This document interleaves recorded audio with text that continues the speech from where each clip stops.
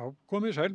Það sunnudagur og þá eru sýnir Egils og það dagskráin hjá okkur það er vettvangur dagsins, en svo að honum loknum að þá kemur viðtal Björns Þorlákssonar við forsætisráðherra Kristrúnu Frostadóttur. En gestir okkar í dag eru Sólveig Anna Jónsdóttir, formaður Eflingar, Hallgrímur Helgason, rithöfundur, listmálari og kannski eitthvað meira. Og svo eigum við von á Ragnhildi Öldu sem borgarfulltrúi Sjálfstæðisflokksins, en hún á leiðinni, hún kemur.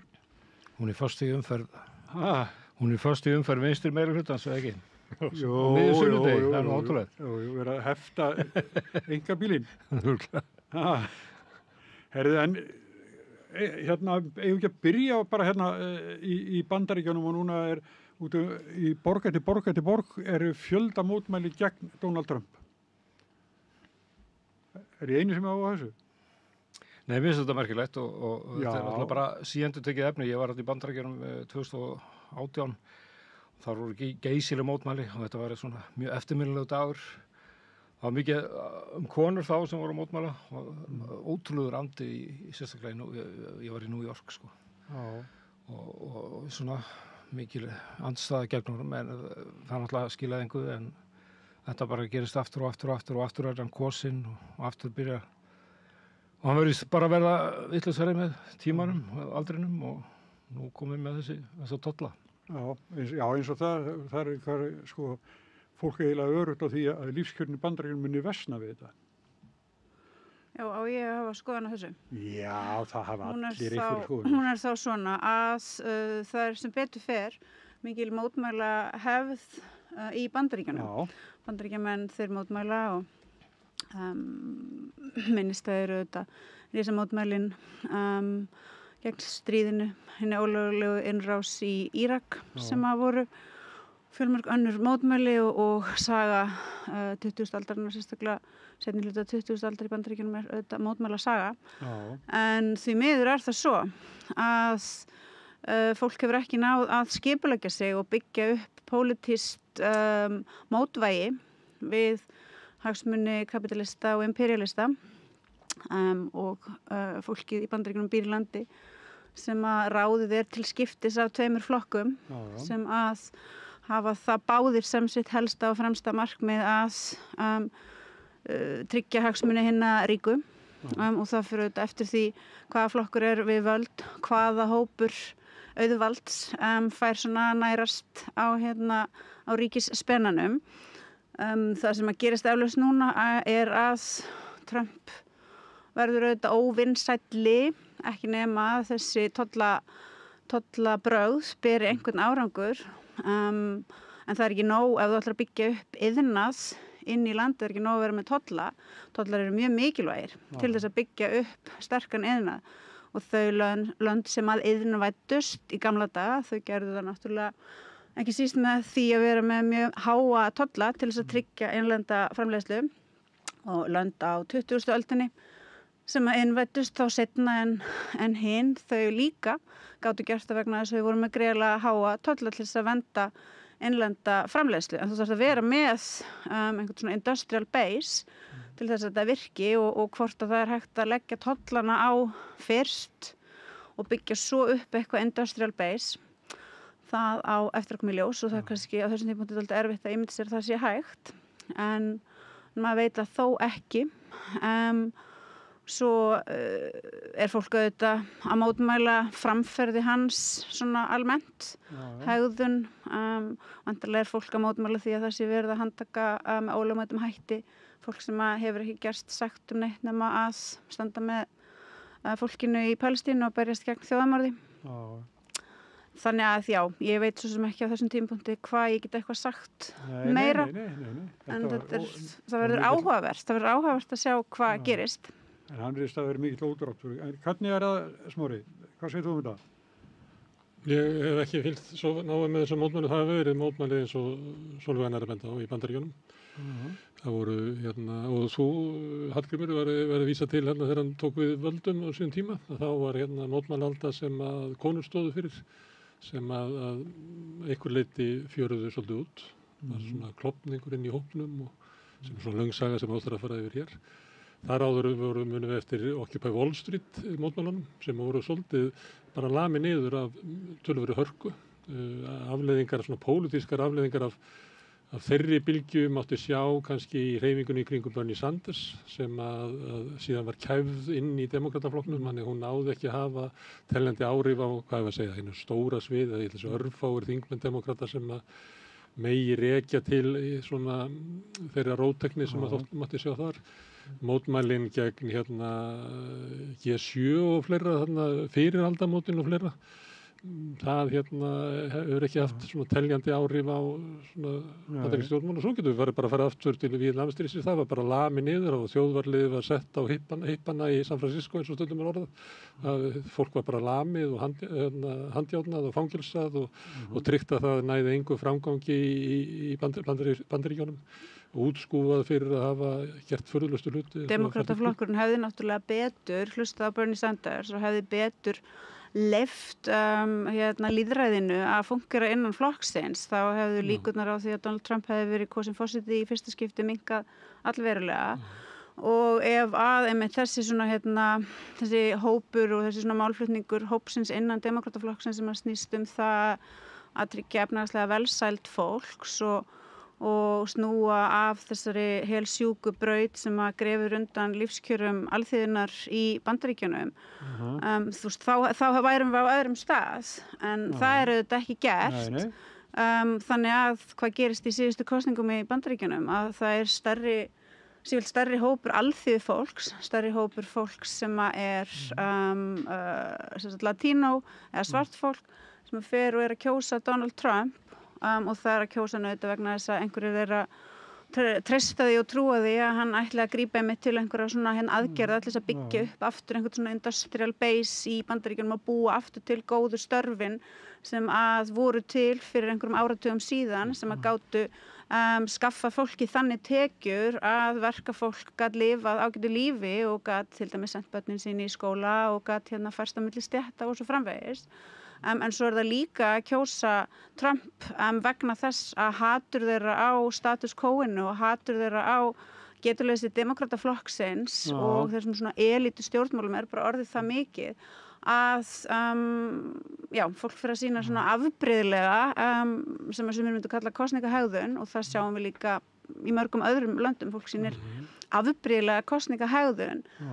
Fólk er að kjósa mögulega bara gegn sínum eigin hagsmunum, en af hverju er það að gera það? Það er vegna þess að það eru engir í boði fyrir þau til þess að kjósa sem að gæta að þeirra hagsmunum. Þannig að kannski segja þau bara fuck it og fara á einhverja svona svolítið nýhiliskar brautir.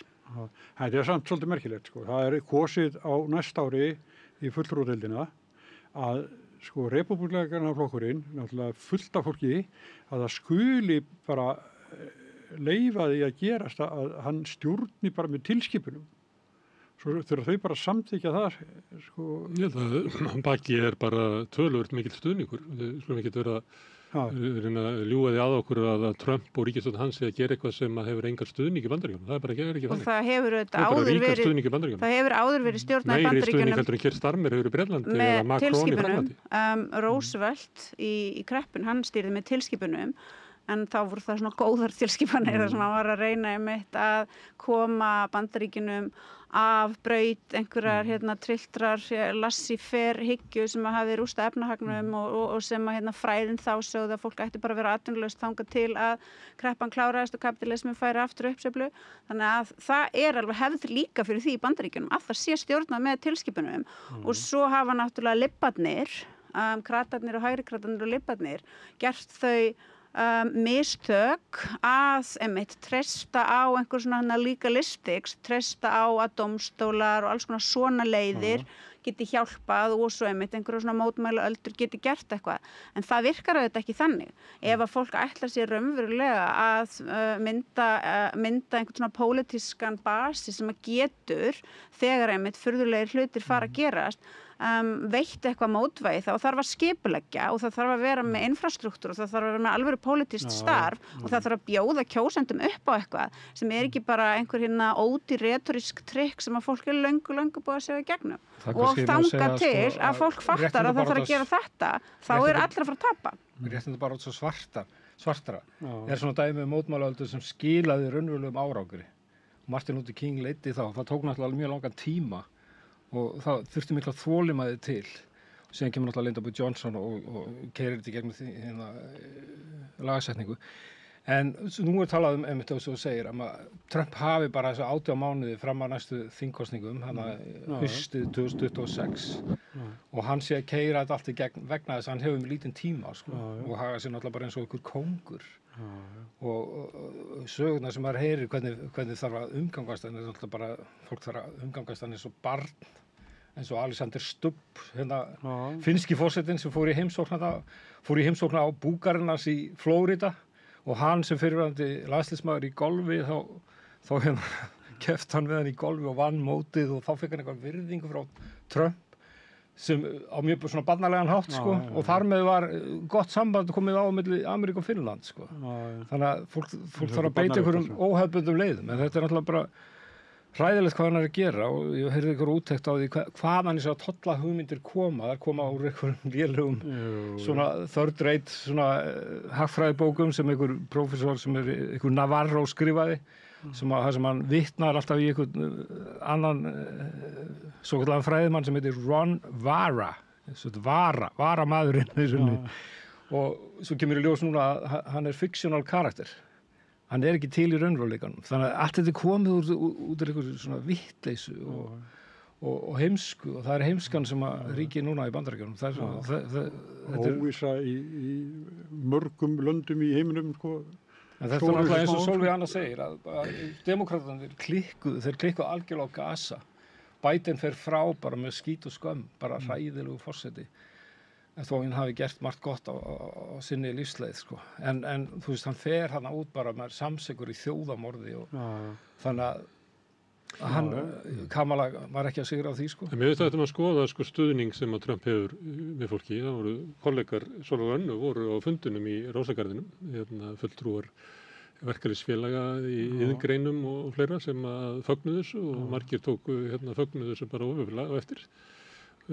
Hækkun tolla. Það sem að eins og Sólveig Anna var að lýsa, þá var vonin að það leiði til uppbyggingar iðnaðar í Bandaríkjunum og hægt að vísa til, eins og Sólveig Anna gerði, fyrri hluta síðustu aldar, þá var iðnaður í Bandaríkjunum byggður upp með tollum, en það var líka byggt upp með sko raunverulegri atvinnustefnu, raunverulegri uppbyggingu innviða, virkjana, uppbyggingu vegakerfis og flugvalla og á sama tíma líka uppbyggingu sko einhvers konar velferðarkerfis. Það voru áætlanir húsnæðisuppbyggingu og margt fleira sem var hluti af svona þetta er kallað svona nation building og þetta er leiðin sem að Suður Kórea fór og Japan og Íslendingar og allir hafa gert. Þá hafa tollanir spilað inn í einhverja svona uppbyggingu. Ef þú hefur tollana eina, að þá er hægt við að þú alir upp svona aumingja-iðnað sem er bara vendaður en er kannski ómarkviss á einhver leyti. Það sem að Trump gerir svo með hinni hendinni, það er að lækka skatta á fyrirtæki og fjármagnseigendur og hinna allra ríkustu, skera niður velferðarkerfi og innviða uppbyggingu í landinu. Þetta tvennt saman háir tollar og það að vera að flytja raunverulega allt aflið sem að verður til í atvinnulífinu til þeirra sem eiga fyrirtækin og hinna allra auðugustu. Ég held að þetta sé bara afleitt blanda og ég held að kollega þínir eftir að hljóta skipulags ekki að berjast gegn þessu. Ástæðan fyrir því að fólk gerir hluti eins og að kjósa Trump er vegna þess að fólk hatar nýfrjálshyggjuna og hatar globaliseringuna.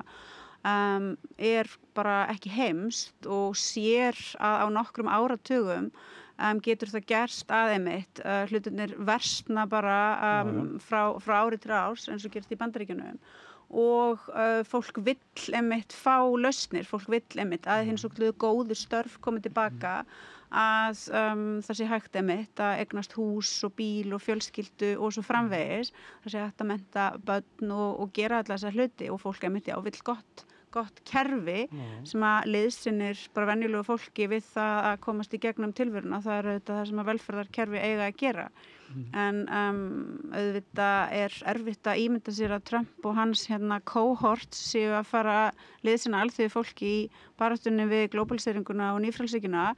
En það getur auðvitað gerst að, og við hljótum að vona það, að það fari að gerast, ekki bara í Bandaríkjunum heldur annars staðar, að það fari að myndast í alvöru einhver svona pólitískt moment fyrir alþýðu fólk til þess að fara að byggja upp alvöru pólitískt vald til þess að draga úr þeim hörmungum sem að hafa fyllt alþjóðavæðingunni og því að láta þjóðríkin áfram vera til sem einhvers konar fyrirbæri en afnema þó getu þjóðríkjana til þess að stýra raunverulega því sem að gerist inn í löndunum og stýra raunverulega atvinnu uppbyggingu, halda auðæfunum í landinu til þess að það sé hægt að nota þau til þess að gera líf almennings og vinnuaflsins betra. Það er auðvitað erfitt á þessum tímapunkti að ímynda sér að eitthvað slíkt geti gerst en kannski stéttavitundar er mjög skammt komin ef að uppbygging stéttavitundar fórusta verkalýðshreyfingarinnar í rósagarðinum að fagna aðgerðum Trump. Svo er líka stórfyrirtækin eins og Nike er með 400.000 manns fyrir vinnu í Vietnam í einhverjum verksmiðjum þar, láglauna störf og Trump vil fá þessi störf aftur til Bandaríkjanna. Ég meina hver á að vinna þau, það er þá bara eitthvað vantar innviðina. Það vantar fólkið hvítir Ameríkanar ætla ekki að fara að vinna þarna á sömu launum og Vietnamar vinna. Og hinum megin er hann að reka innflytjendur úr landi. Já, og þannig að þetta gengur ekki upp. Hann er að reyna að skrúa tímann tilbaka, og meðan Kínverjarnir eru að fara inn í einhverja gervigreindaröld og það verður róbótar í verksmiðjunum. En náttúrulega þegar að þetta tímabil verður gert upp af sagnfræðingum ef að við erum svo heppin að komast í gegnum allar þær hræðilegu krísur sem að nú eru yfir okkur og það verður einhver siðmenning eftir og fólk actually situr og hugsar og skrifar og rannsakar, þá verður náttúrulega stærsta rannsóknarspurningin væntanlega sú hvernig í ósköpunum gast það gerst að kapitalismin á Vesturlöndum lagði sjálfur niður getuna innan í löndunum, innan í þjóðríkjunum til þess að vera með framleiðslu kapasitetið. Hvernig gat það gerst? Hvernig gátu stjórnmálaöflin leyft það? Af hverju var það ekki stoppað? Af hverju var því leyft að gerast einmitt að stórfyrirtæki flyttu framleiðsluna sína bara eitthvað sem þeim hentaði? Hvernig í ósköpunum? Af hverju virkar ekki, af hverju gat lýðræðið ekki virkað? Þeir græddu sem að gera þetta. Já, nei, það sem ég er að segja er, að sjálfsögðu, þannig virkar kapitalismin, en kapitalismin er bara segjum það, ef að það er eitthvað svona lýðræðisleg stjórn á því hvernig hann virkar. Og þannig voru velferðarkerfin byggð upp, þannig fungeraði svona uppbyggingin í Norður-Evrópu að það var kapitalismi en það var lýðræði. Og lýðræðið, kapitalismin og svo hagsmunir vinnandi fólks fundu leiðir til þess að vinna saman og tryggðu þá til dæmis að þetta væri ekki hægt. Svo af því að nýfrjálshyggjan tekur yfir og af því að pólitíska stéttin er handónýt þá fær þetta að gerast og þess vegna meðal annars erum við náttúrulega komin á þennan hel sjúkastað. Sterkustu samfélagin eru það sem að þessi öfl er að kljást stöðugt. ASÍ gegn vinnuveitendasambandinu, þetta eilífa strögglinn á Íslandi og ASÍ er dálítið ótrúlega sterk hreyfing á Íslandi hefur alltaf verið og hefur komið öllu þessi í gegn sem að öllu þessu réttindi sem verkamenn hafa í dag eða vinnandi fólk. Ekki fengið neitt ókipis. Nei, og þetta náttúrulega hefur skilað þessum bestu samfélögum heimsins. Hvernig gat þetta gerst? Og ef við erum í Bandaríkjunum, þá getum við sagt, ég meina það er bara niðurbrot verkalýðshreyfingarinnar sem var skipulögð og við sjáum það bæði með því hvernig var ráðist á þá verkalýðshreyfingu sem hafa til var og svo líka allar nýjar greinar sem hafa orðið til bara eftir 1980, þar er yfirleitt engin verkalýðshreyfing í öllum tæknigeiranum og öllu þessu, þar er engin verkalýðshreyfing. Við sjáum verkalýðshreyfingu, fáum fréttir af því að það eru kennarar, það eru fólk í Hollywood, að því að við erum svo heppin að Hollywood var búið til 3. og 4. áratögnum, en allar nýja grein, það er engin verkalýðshreyfing. Samanber íslensku ferðarþjónustuna sem er bara það sem er verið að svindla og er að hindra að fólk sé í verkalýðshreyfingu. En svo komum við til Íslands það sem er meiri þáttaki verkalýðshreyfingu en okkar annars staðar. Við erum með ríkisstjórn núna sem að kalla sig jafnaðarstjórn og hún er til þess að taka upp svona þrengingar á möguleikum ríkisvaldsins á því afla sko lána til þess að byggja eitthvað upp innviði og annað slíkt, þá má það ekki, af því að það má ekki skulda meira en tiltekið, það má ekki vera halli meira en tiltekið, alveg saman þóttu setja að fara út í svona nation building eins og við vorum að tala um áður.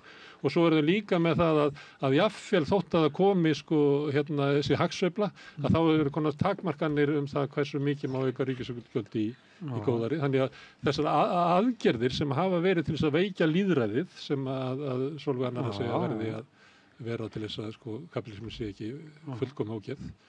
Að við erum að samþykkja það hér að hafa slíkt. Þannig að hugmyndafræðin, hún lifir ennþá í Íslandi. Þannig að við erum ekki komin inn einn viðsnúning. Nei.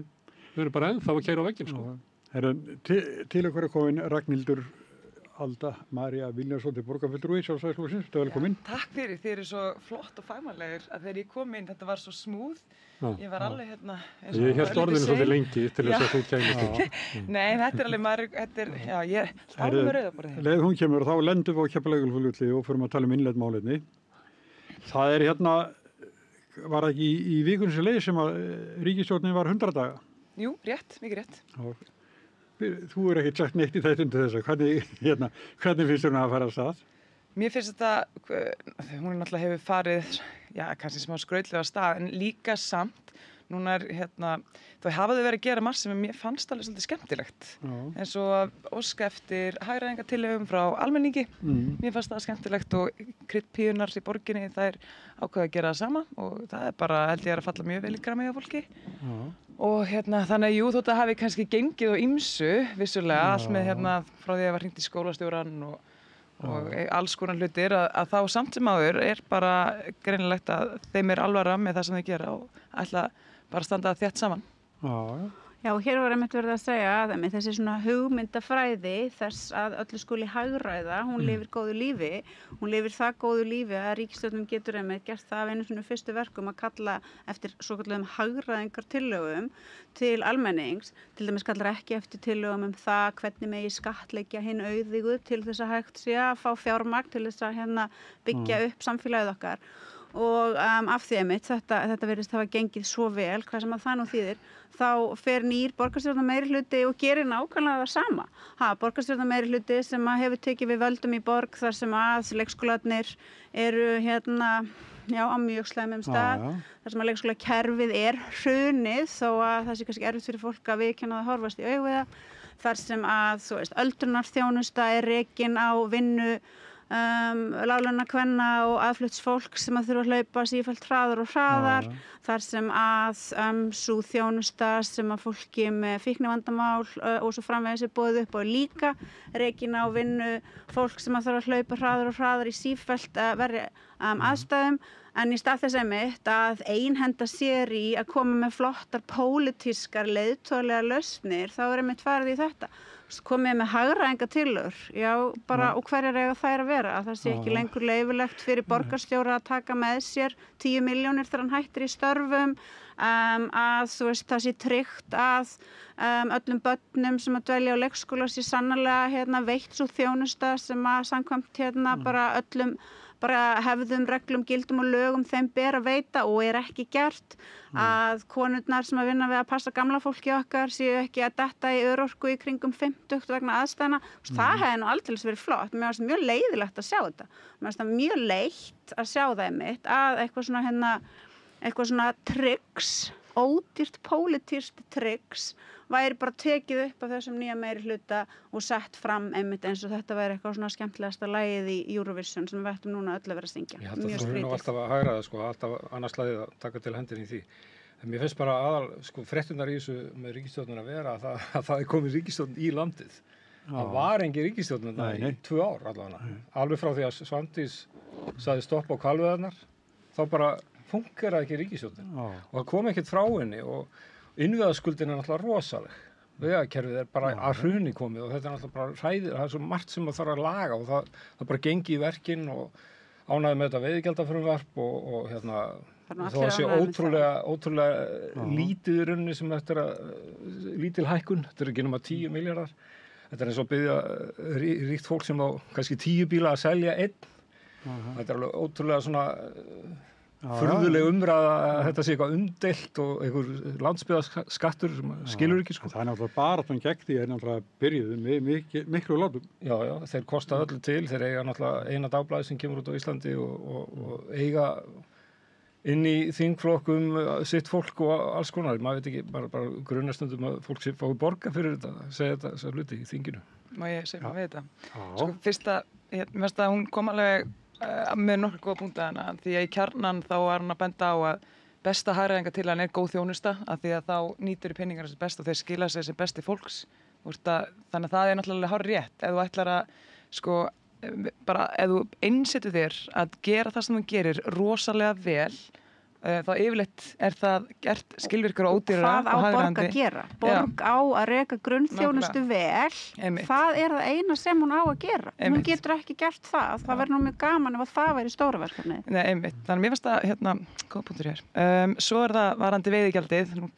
Nú er ég náttúrulega komin og gett svona verið eitthvað. Ég var að rifja þetta svolítið upp. Þú veit bara í borginni, þú þarft ekki að tala. Nei, ég nefnilega fyndi. Mér finnst þú verið með þess að fallega blá kléri og væri hvað segir. Ok, allavega, ég var að rifja upp veiðigjaldið. Eða bara, málir ég ætla bara að viðurkenna það að það þurfti að setja mig svolítið inn í sögu sjávarútvegsins. Og ég er svona aðeins að reyna að láta svona sitta mig aðeins inn í þetta og ég fekk hann pappa minn sem var í nefndinni sem kom fyrst á veiðigjaldinu til þess að segja mig frá því hvernig þeir, hvað voru þeir að hugsa, hvernig hefur það þróast og svona. Og það var sem sagt fyrst þannig náttúrulega markmiðið var bara að taka sjávarútveginn sem var þannig að það þurfti að greiða með honum úr skattfé og hann var náttúrulega bara ekki í góðum ástandi og það voru gjaldþrot og svona. Og það þurfti eitthvað með að koma honum í svona stöndugt form. Og svo þegar það tókst þá ákveður að svona kemur upp þessu umræðum hvað þeir eru að borga og svona og þá er ákveð að setja á veiðigjaldi og hugmyndin með því þetta væri sem sagt svona nóg til þess að ríkið fengi eitthvað en myndi samt ekki leiða til þess að bara stærstu fyrirtækin gætu greitt það og þar myndi þetta alltaf bara auðurinn færast í raun og vera færri manna hendur, sko. Já, en þetta minni útgerðirnar borga ekki jafn mikið. Þetta er svona Nei, það er borgar allir ekki sömu krónutölu en það eru bara ekki á sama stað og þessar stóru útgerðin náttúrulega auðvitað skilur maður alveg þegar fólk segir já, þú veist, þið getur nú alveg borgað það og ég held að það getur kannski átt við þessa stærstu en það er svolítið vont ef allar að reyna að taka, þú ert í raun og veru að hugsa eitthvað skatt, eitthvað gjald, eitthvað tölu með bara 4 í huga og þá er svo mikið hætt á því að þú svona eiginlega óvart, þú veist, veiðir meiri fisk en þú ætlar að gera, þannig að það geti fækkað en við sjáum bara til, þannig að það kemur ljós en veiðigjaldið ein gagnrýnin á það hefur líka verið þessi að það fór úr 1,5 milljörðum þegar það var sett á sem er á 5 milljarðar verðlagi dagsins í dag og hefur síðastliðin 10 ár bara með, þú veist, batnandi afkomu sjávarútvegsfyrirtækjanna verið hækkað svona jafnt og þétt upp í svo 10 milljarða. En núna er sem sagt gagnrýnin helst svo að það á að fara úr 10 yfir í 20, þú veist, á einu bretti og það er náttúrulega, og að því svo ég bara, þú veist, ekki engan í fisnum og er ekki tengt inn í sjávarútveginn bara í borginni en bara þekki mikið fólkið í út í sveit og í þessum bæjum. Rekstrar afkoma þessari greinar var 90 milljarðar á árinu 23.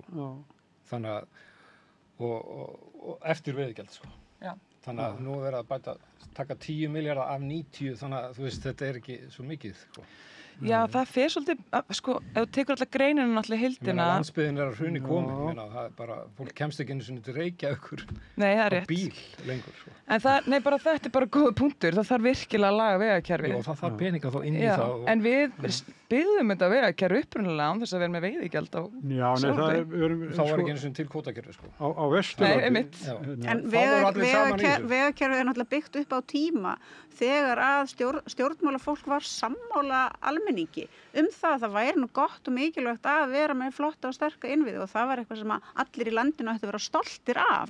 Sá tími er því miður löngu liðinn. En það þarf að koma þeim tíma aftur á og til þess að það sé hægt að fá fjármunina til þess að gera þetta í þessu vellauðuga samfélagi. Þá þarf auðvitað að gæta að því að það fólk sem að hagnast mest allra skili sínu með mjög markvissum og góðum hætti inn í ríkiskassan vegna þess að skattkerfið okkar hefur eina grundvallar funksjón og það einmitt að tryggja að hægt sé að reka samfélagið, að hægt sé að styðja við það fólk sem af einhverjum ástæðum aflar ekki nægilegra tekna til þess að geta komist af og funnela fjármunum frá þeim sem eiga allt of mikið inn í kerfið til þess að reka kerfið og til þess að liðsinna fólkinu sem að býr í þessu landi. Þá erum við í góðu samfélagi og þá erum við líka í samfélagi þar sem möguleiki á einhverju svona pólitískri sátt, samfélagi þar sem við erum ekki alltaf í einhverju svona pólitísku uppnámi, þar sem við getum sameinast, sama þó við séum ósammála mjög margt, við getum sameinast í því að fókusera á og byggja upp þá hluti sem að skipta okkur öll á endanum máli. Og 94% landsmanna eru á því að sjávarútvegurinn geti borgað meira. Já, þetta vita allir ég hugsa kannski til þess að bara Nei, ég ætla að segja þegar talum við vegakerfi þá horfum við alltaf mest á Norðvesturland frá bara ströndinni og þar eru vegir sem að fólk bara að fara að taka malbis útana í burtu og mala vegur upp á nýtt og þarna trukka kistla alla daga, bæði með lax og fyrst og fremst lax. Já, fyrst og fremst það er líka bátar kannski frá Grindavík, þeir landa kannski á Patró inn í bíla sem keyra svo suður það er þannig líka. Krafan er svo að þetta komist í flug bara daginn eftir frá Keflavík. Já. Það er ekki lengur og hver svona bíl hann eyðir 15.000-falt veginum á við venjulegan fólksbíl. Hver einasti bíl. Þannig að það að vera að tala að setja kílómetragjald á venjulega fólksbíla er eiginlega bara hlægilegt. Veginir að spænast upp af þungaflutningum sem að bera engan kostnað. Þeir borgaðu þungaskatta, þeir borgi ekki kannski á við 4 bíla, en þeir eyða, við kertum þessa vegi, það er allir með kerru eftir sér, þannig að án kerrunar er þetta svona 12.000 fólksbílar sem það mætið, en með kerrun er þetta 15.000. Já, þannig svo sýnilegt að sjávarútvegur vegna þess að við getum ekki skattlagt fyrirtæki og þeir sem eru að nota innviðin okkar að þá keyrum við tökum við malbyggið af vegunum til þess að þjóna þessu fólki. Nei, heimafólki þetta er bara staða. Fólki sem býr þarna, það fer bara með hak og skóflu og bara tekur restina af allt frekar en að skattleggja hinn ríka. Þetta er ekki norskir auðkýfingar sem eiga þetta.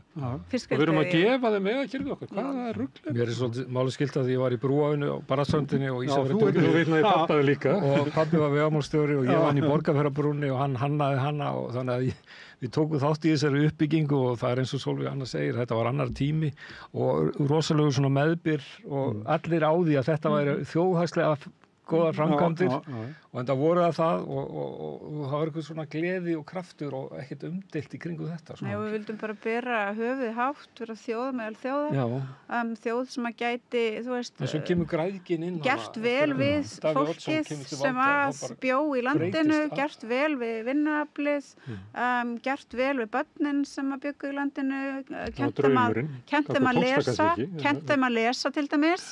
Þú veist, tryggt þeim við vorum alltaf að reyna að byggja upp Ísland frá 1944 til að sanna við værum þjóð meðal þjóða og það eymdi enn eftir því og við erum bara byggja gott samfélag. Við erum bara ótrúlega ríkt og að mörguleyti rosalega heppið land og við ættum hér öll að geta átt sæmilega gott líf en vegna þess að hagsmunir fárra hafa verið teknir fram fyrir hagsmuni fjöldans og til viðbótar við það búum við í alþjóðlegu viðskipta umhverfi sem að telur það sína bestu hugmynd að leysa upp vinnuaflið inn í þjóðríkjunum og senda fólk af stað til þess að eltast við láglaunastörf út allar trissur. Þá endum við á gjörsamlega fáránlegum stað þar sem að við erum á endanum alltaf í einu uppnáminu á fætur öðru og til þess að svona diverta því hvað við erum að hugsa og koma í veg fyrir að við getum actually fundið góðu lausnirnar og sameinast, þá erum við alltaf að senda einhverja svona eltingarleiki til þess að rífast eitthvað sem engu máli skiptir. Svo svona munum við að við vorum kannski hefðum betur átt að nota tíma okkar í að tala hvað sem skiptir máli en þá þú veist eitthvað ótrúlega margt búið að gerast í millitíðinni og á endanum fyrir okkur bara öllum að líða eins og þú veist við séum bara að það sé eitthvað að okkur Við hljótum að vera eitthvað vitlaus og ruglað, sko. Má ég skjóta einu inn, af því að Borgarfjarðarbrú, þegar hún var byggð, Hvenær er hún Hvað sé byggð? ég tala um Borgarfjarðarbrúna? Ég var hérna 76, Já, 76. þegar hún var byggð, Flott að þá voru tekjuskattur fyrirtækja rétt undir 50%, hann er 20% í dag. Þá var fjármagnstekjuskattur ekki til, heldur var arður skattlaður eins og aðrar launatekjur og hefði þá verið 49% í dag, hann er 22% í dag. Þá var eignaskattur á allar ríkasta fólkið sem var aflagður. Þá var aðstöðugjald sem að fyrirtæki borguðu til nærsamfélagsins, það var aflagt og svona getum við haldið áfram að telja. Það sem hefur gerst síðan að Borgarfjarðarbrúin var byggð og þess vegna er okkur ófært að byggja Ölfusárbrú, okkur er bara ófært að gera það, sem er bara pínlítið brú. Við erum nú að klára í Hornafirði. Já, en ég meina okkur er bara ófært að gera þetta, vegna þess að það hefur verið búin að samfara okkur að ríki hafi ekki afl til þess að gera þetta. Þess vegna verðum við að fá einhverja ríka kalla til þess að byggja fyrir okkur Ölfusárbrú. Við erum að bíða eftir því að þeir sjá einhvern veginn nógu mikinn hag til þess að gera þetta. Það sem við ætlum Við að erum búin gera að núna brjóta er að fá niður lífeyrissjóðina til tekjuöflunina að sem að byggja ríkið fyrir hafði okkur. til Það þess er að lausnin. vera í neyslubinding. Við ætlum að fá lífeyrissjóðina núna Þessu. til þess að byggja. Það er fulltrúi sjálfstæðisflokksins. Já, voru ekki alls með mig til þessa. Það er sóttaður á geta. En ég er svo ótrúlega heppin, sko, stundum kem ég er ekki alveg vel inn í málum, en í þetta sinn er ég það, þannig að það er rosalega gaman. Sko mál ég held að einmitt þetta sem maður nefndir, þetta grundvallar atriði að búa til samfélag þar sem allir fá að vaksa, njóta og dafna og við skiljum einhvern eftir og við erum bara að lyfta þeim upp sem þurfa að láta lyfta sér upp, en við líka leyfum þeim að sækja fram sem að þurfa að fá rými til þess að sækja fram á svigrúm. Og það er algjörlega grundvallar atriði allan okkar stefna en það sem kannski skilur á í því hvernig við hugsum okkur að þessu markmiði er að okkar fókus er ekki á svona þessi stifi í sjálfstæðisflokknum og sjálfstæðisstefnan. Hún er raun og veru ekki að þú veist, hvernig getum við grætt eða hagnast á fyrirtækjunum inn í ríkissjóð, heldur hvernig getum við grætt eða hagnast með, og þetta er grundvallaratriði, með fyrirtækjunum þannig að öllum vegni vel. Og talandi mitt breytingarnar, það sem var að gerast, að hann, þetta er eins og hann nefndi, það var allt önnur og miklu hærri skattprósenta.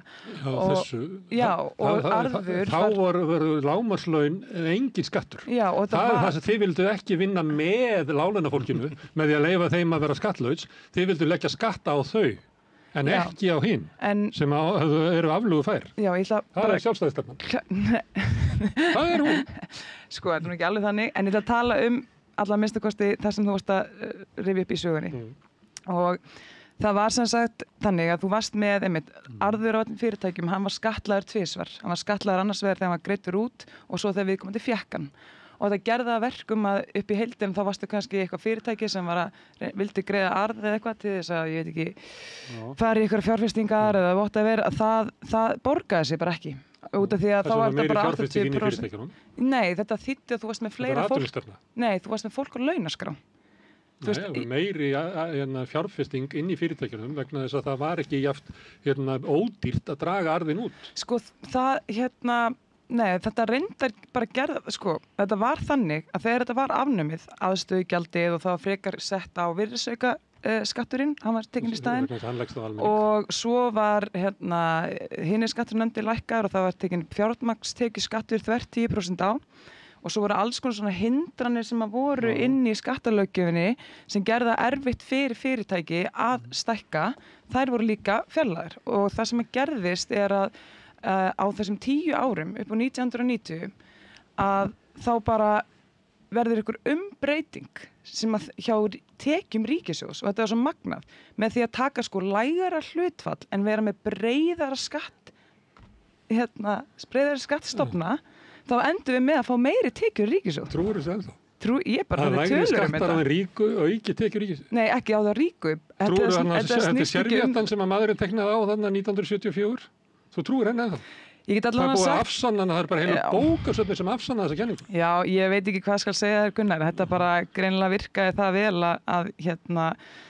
að við komumst í meðal fremstu þjóða heims í velmegun. Bara með því að fá meiri pening. Frá 91 hefur verið helmingi minni hagvöxtur á mann heldur var á sambærilegum tíma á undan.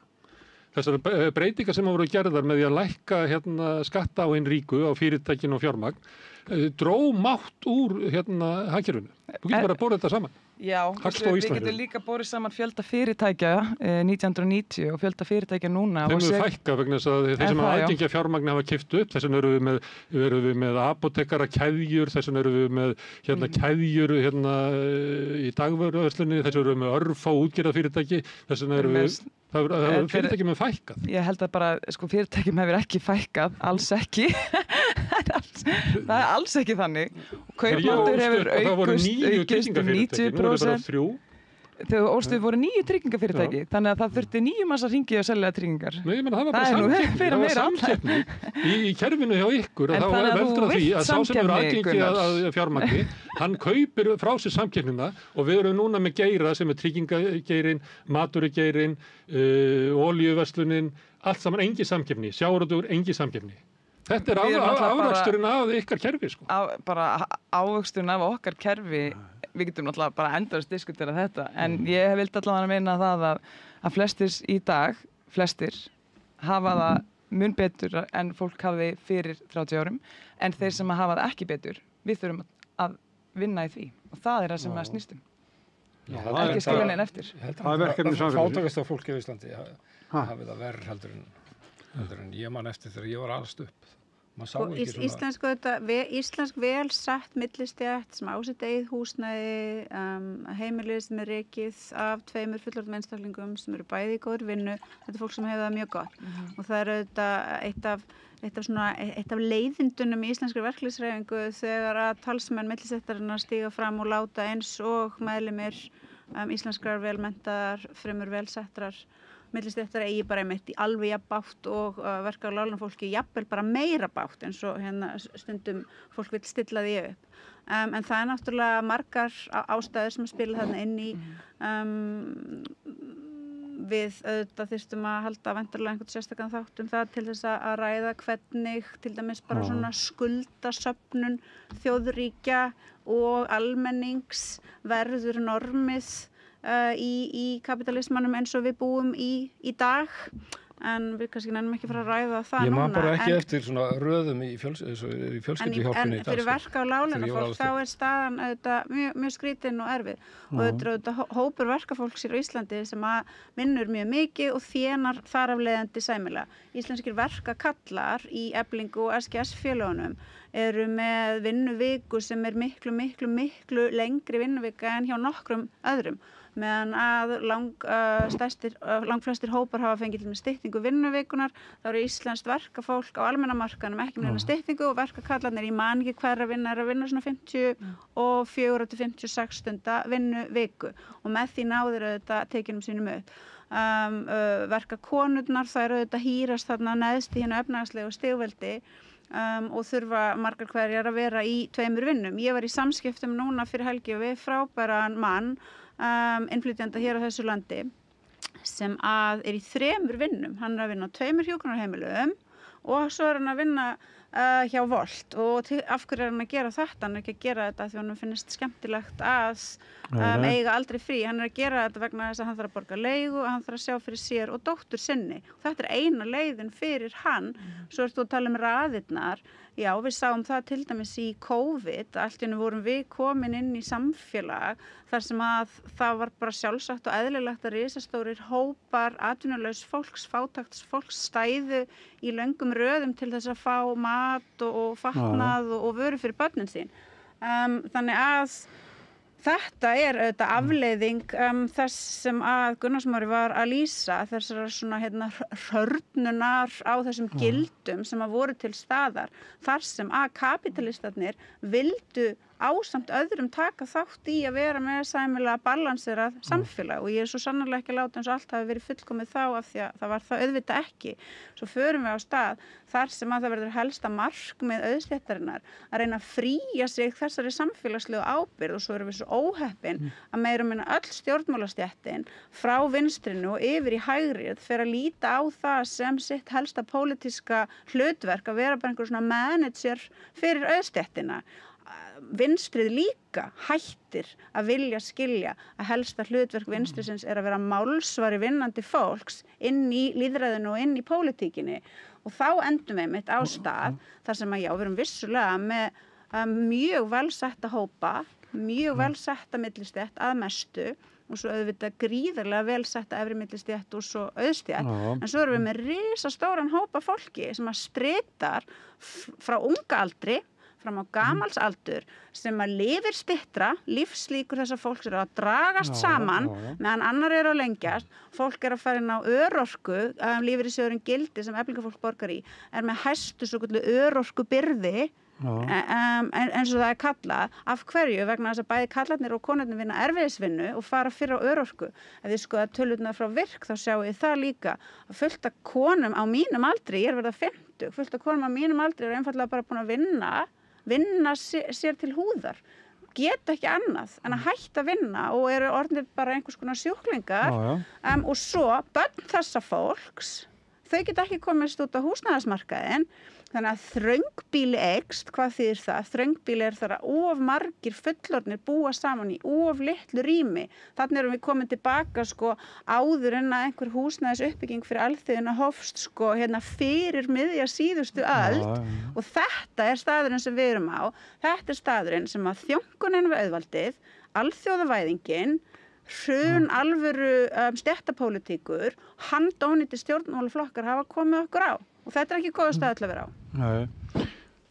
Þetta var stór skammtur. Ég ætlaði að fletta upp á því að ævilengdin sem við ættum náttúrulega að vera að ræða svolítið að Hagstofan er ekki með stéttagreiningu en hún er skipt eftir menntun.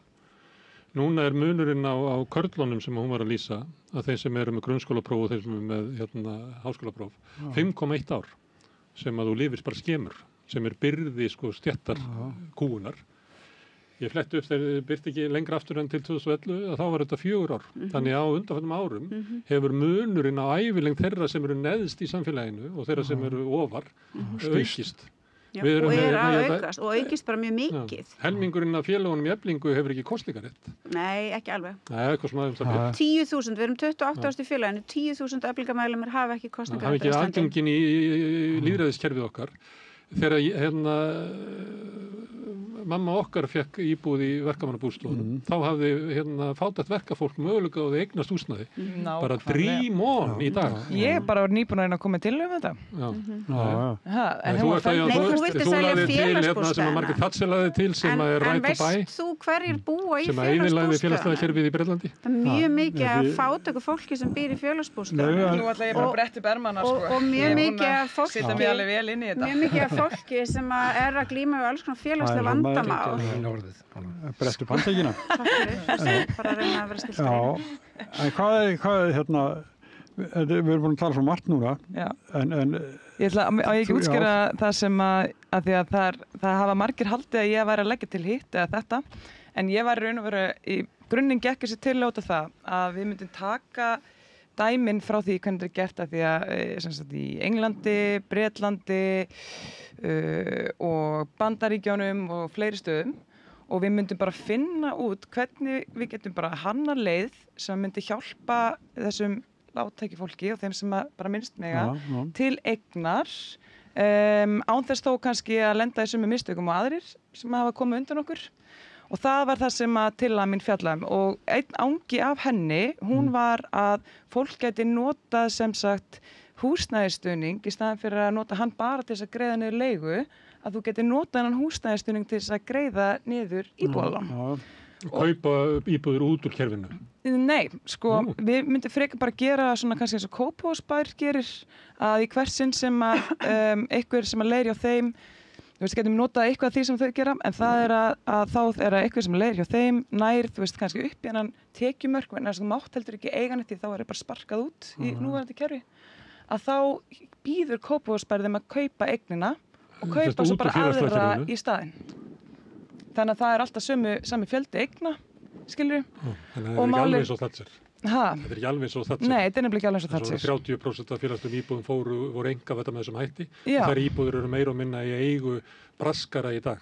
Já, við getum bara lært af því sem gekk ekki vel þar og nota það sem hefur gengið vel annars staðar til þess að ná samt sama markmið og það er sem til að minna gekk út af. Þannig nei, ég er ekki að tala um að leggja niður félagslega kerfi. Það þarf alltaf að vera eitthvað félagslegt íbúðakerfi. En ég er að leggja til að þegar kannski fólk kemst á þann stað að það á sens til eignar að við lyftum því. Ég ætla þá að fá að segja, fyrir ekki, ég ætla að grípa orðið eftir, að ég er mjög hlynnt því að fólk geti eignast sitt eigið húsnæði og ég til dæmis að við í verkalýðshreyfingunni þurfum að fara varlega í því að leggja alla áhersluna okkar á leiguhúsnæði, félagslega kerfi vegna þess að við vitum að eina leið verka og láglaunafólks til þess til dæmis að geta arfleitt börnin sín af einhverju, það er að komast í sitt eigið húsnæði og það er ósanngjarnt og rangt og ætla einhvern veginn að láta eins og einmitt þau sem að eru við viss tekjumörk og ofar að þau megi öll eiga sitt eigið húsnæði en að vinnuaflið eigi alltaf vera í leiguhúsnæði. Þá erum við líka að búa til enn meiri svona kynslóða vanda, þá erum við að tryggja það einmitt að auðmagnið það færist bara meira á milli vissra, á kynslóði vissum stéttum en hin eru alveg skilin eftir. Við erum að halda fólki í vítahringi fátæktar með þessu. En meðan að húsnæðismarkaðurinn og húsnæðiskostnaður er svona ótrúlega hár eins og hann er núna, þá er þetta mjög erfitt ástand vegna þess að hvað ætlar að gera næst þegar að húsnæðisverð rýkur upp, hvernig á fólk að geta ráðið við að borga af lánunum sínum og svo framvegis. En ég ætla bara að fá að segja af því að ég vil bara mjög gjarnan, ég skal bara fara og kynna mér þessa hugmyndina, mjög góð hugmynd að húsnæðisstyrkurinn, húsalegu bæturnar, ef að fólk undir einhverjum vissu tekjumörkum getur ráði við það að komast í sitt eigið húsnæði, að sjálfsögðu á þá að halda áfram að hjálpa því. En það þyrfti þá til dæmis bara að taka upp vaxtabótakerfið aftur. Það var hér alvöru vaxtabótakerfi sem að einmitt liðsinti vinnandi fólki við það að standa skil á greiðslunum á húsnæðinu en Sjálfstæðisflokkurinn og Framsókn þegar Sigmundur var þar, silfurskeiða, hvað héti þetta? Silfurskeiðarstjórnin. Ég þekki ekki uppnefningarnar. Þeir rústuðu vaxtabótakerfinu og það hefur til dæmis verið eina stóru kröfum verkalýðshreyfingarinnar núna undanfarin ár að því sé aftur komið í gang til þess einmitt að það sé hægt að hjálpa venjulegu fólki að eignast húsnæði og halda svo húsnæðinu þegar það kreppir að. Það var einmitt þannig að þeir minnkuðu húsnæðis bótakerfið en juku húsnæðisstuðningin. Ég held að það bara, mér finnst alveg við mega skoða þetta aftur. En húsnæðisstuðningurinn, hann er núna mest megnis, ekki húsalegu bætunar, heldur húsnæðisstuðningur inn í þessa séregna fer bara í kerfið, fer bara til leigusala og svona nekkt. Þannig að það er bara verið að flæða fjármunum. Það er bara verið að flæða fjármunum út úr ríkiskassanum til þeirra einmitt sem að þurfa ekki á honum að halda. Mjög ömurleg og heimskuleg ráðstöfun á peningum. Oh my god, ég verði að kynna þessu hún var fellt í niður í borgarstjórn en ég hef einsett mér og ná þessi gegn. Já, ég bara beigir mig Ég er alltaf að skil ekki alveg þessu umræða því ég er bara svo vitlaus, kann ekki alveg á svona tæknilega atriði í einhverjum húsnæðismálum og vaxtabótakerfi og eitthvað svona en mér langar svona aðeins til að gera umræðuna almennari pólitískt séð. Við sitjum nú hérna við rauða borðið og þetta er nú svona, minnir svona á skoðanakannana kökuna hérna. Og það var að koma könnun daginn og það slær mann náttúrulega að utanþingsflokkarnir 3 eru með 12,7% fylgi. Þetta er ansi stór hópur sem á ekki fulltrúa á Alþingi og leiðir náttúrulega hugana aftur af því að reyna að sameina vinstri menn það var nú gert í Samfylkingunni og svo færist hún til hægri og þá kemur alltaf einhverjum nýjir hópar og stofna sína eigin flokka. Þetta er bara örlög okkar vinstrimanna, endalaust að vera svona klofnir og svo er sósíalistaflokkurinn að klofna í frumeindir sínar og þetta er náttúrulega bara sagan endalaus. Þetta gerist aftur og aftur og aftur og við lærum aldrei neitt á sögunni og þetta verður bara að þrautaganga til eilíðar. Hér situr öflugur foringi verkalýðsfélags og er að punda á fulltrúa sósíalista í borgarstjórn. Þú veist, við getum aldrei... Það er svo nýtekna við megum verðum aðeins að draga andan. Já, aðeins að gefa fólki séns. Það er bara að lenda í... Og aðeins að slaka... Maðurinn sem að situr hliðina á mér talaði að það veri leitt að sjá hvernig hugmyndafræðin sem að öllu réði væri enn við völd hjá ríkisstjórninni. Það var nú bara það sem ég var að benda á að hún væri við völd á fleirum stöðum. Við megum að horfa í okkar eigin barm, sko. Ég elska Ekki alltaf að ráðast bara á sjálfsgagnrýni. Sjálfstæðisflokkinn. Ég elska sjálfsgagnrýni Já, og við eigum og- ekki að vera dogmatísk að sjálfsögðu eigum við að gera slá það. aðeins af þessum ítrustu kröfum og reyna að nálgast hvort annað og reyna að stofna þá bara nýjan flokk. Ef Píratar, Vafki og Sósíalistar getur saminast í einu flokki þá Fjórðaflokki þá. já, þá náður kannski inn á þing. Ef þú vilt vera utan þings endalaust, þá bara verður En áhrifalaust. eru Pírata vinstriflokkur? Ég veit það ekki. Þegar færðust til vinstri á tímabili. Það eru kjósendur Pírata eru vinstri. Ég hef ekki Já. gert neitt síðan 2018 heldur að slá á En þú ítrustu veist, kröfum. eru Og Pírata það er- vinstriflokkur? Þannig erum við komin aftur. Það- Finn eitthvað klopningsatriði. Nei, við getum ekki saminast Pírötum, þeir eru ekki vinstriflokkur. Svona er þetta endalaust og En ég- en- á þessu rauða Ég ætla að þræði fá- hérna hjá sósíalistum. mig langar Það er aðeins bara að- endalaust rifrildi mig langar að allan bregðast daginn við. og nú er búið að fara að rítskoða það. Alltaf það fyrsta sem Ég verði að fá að leiðrétta þetta. Það er ekki alltaf verið að ritskoða. fyrsta sem sósíalistar gera þegar þeir komast til valda, það er rítskoðun. Hallgrímur, þú ert að geta upp einhverja fréttir.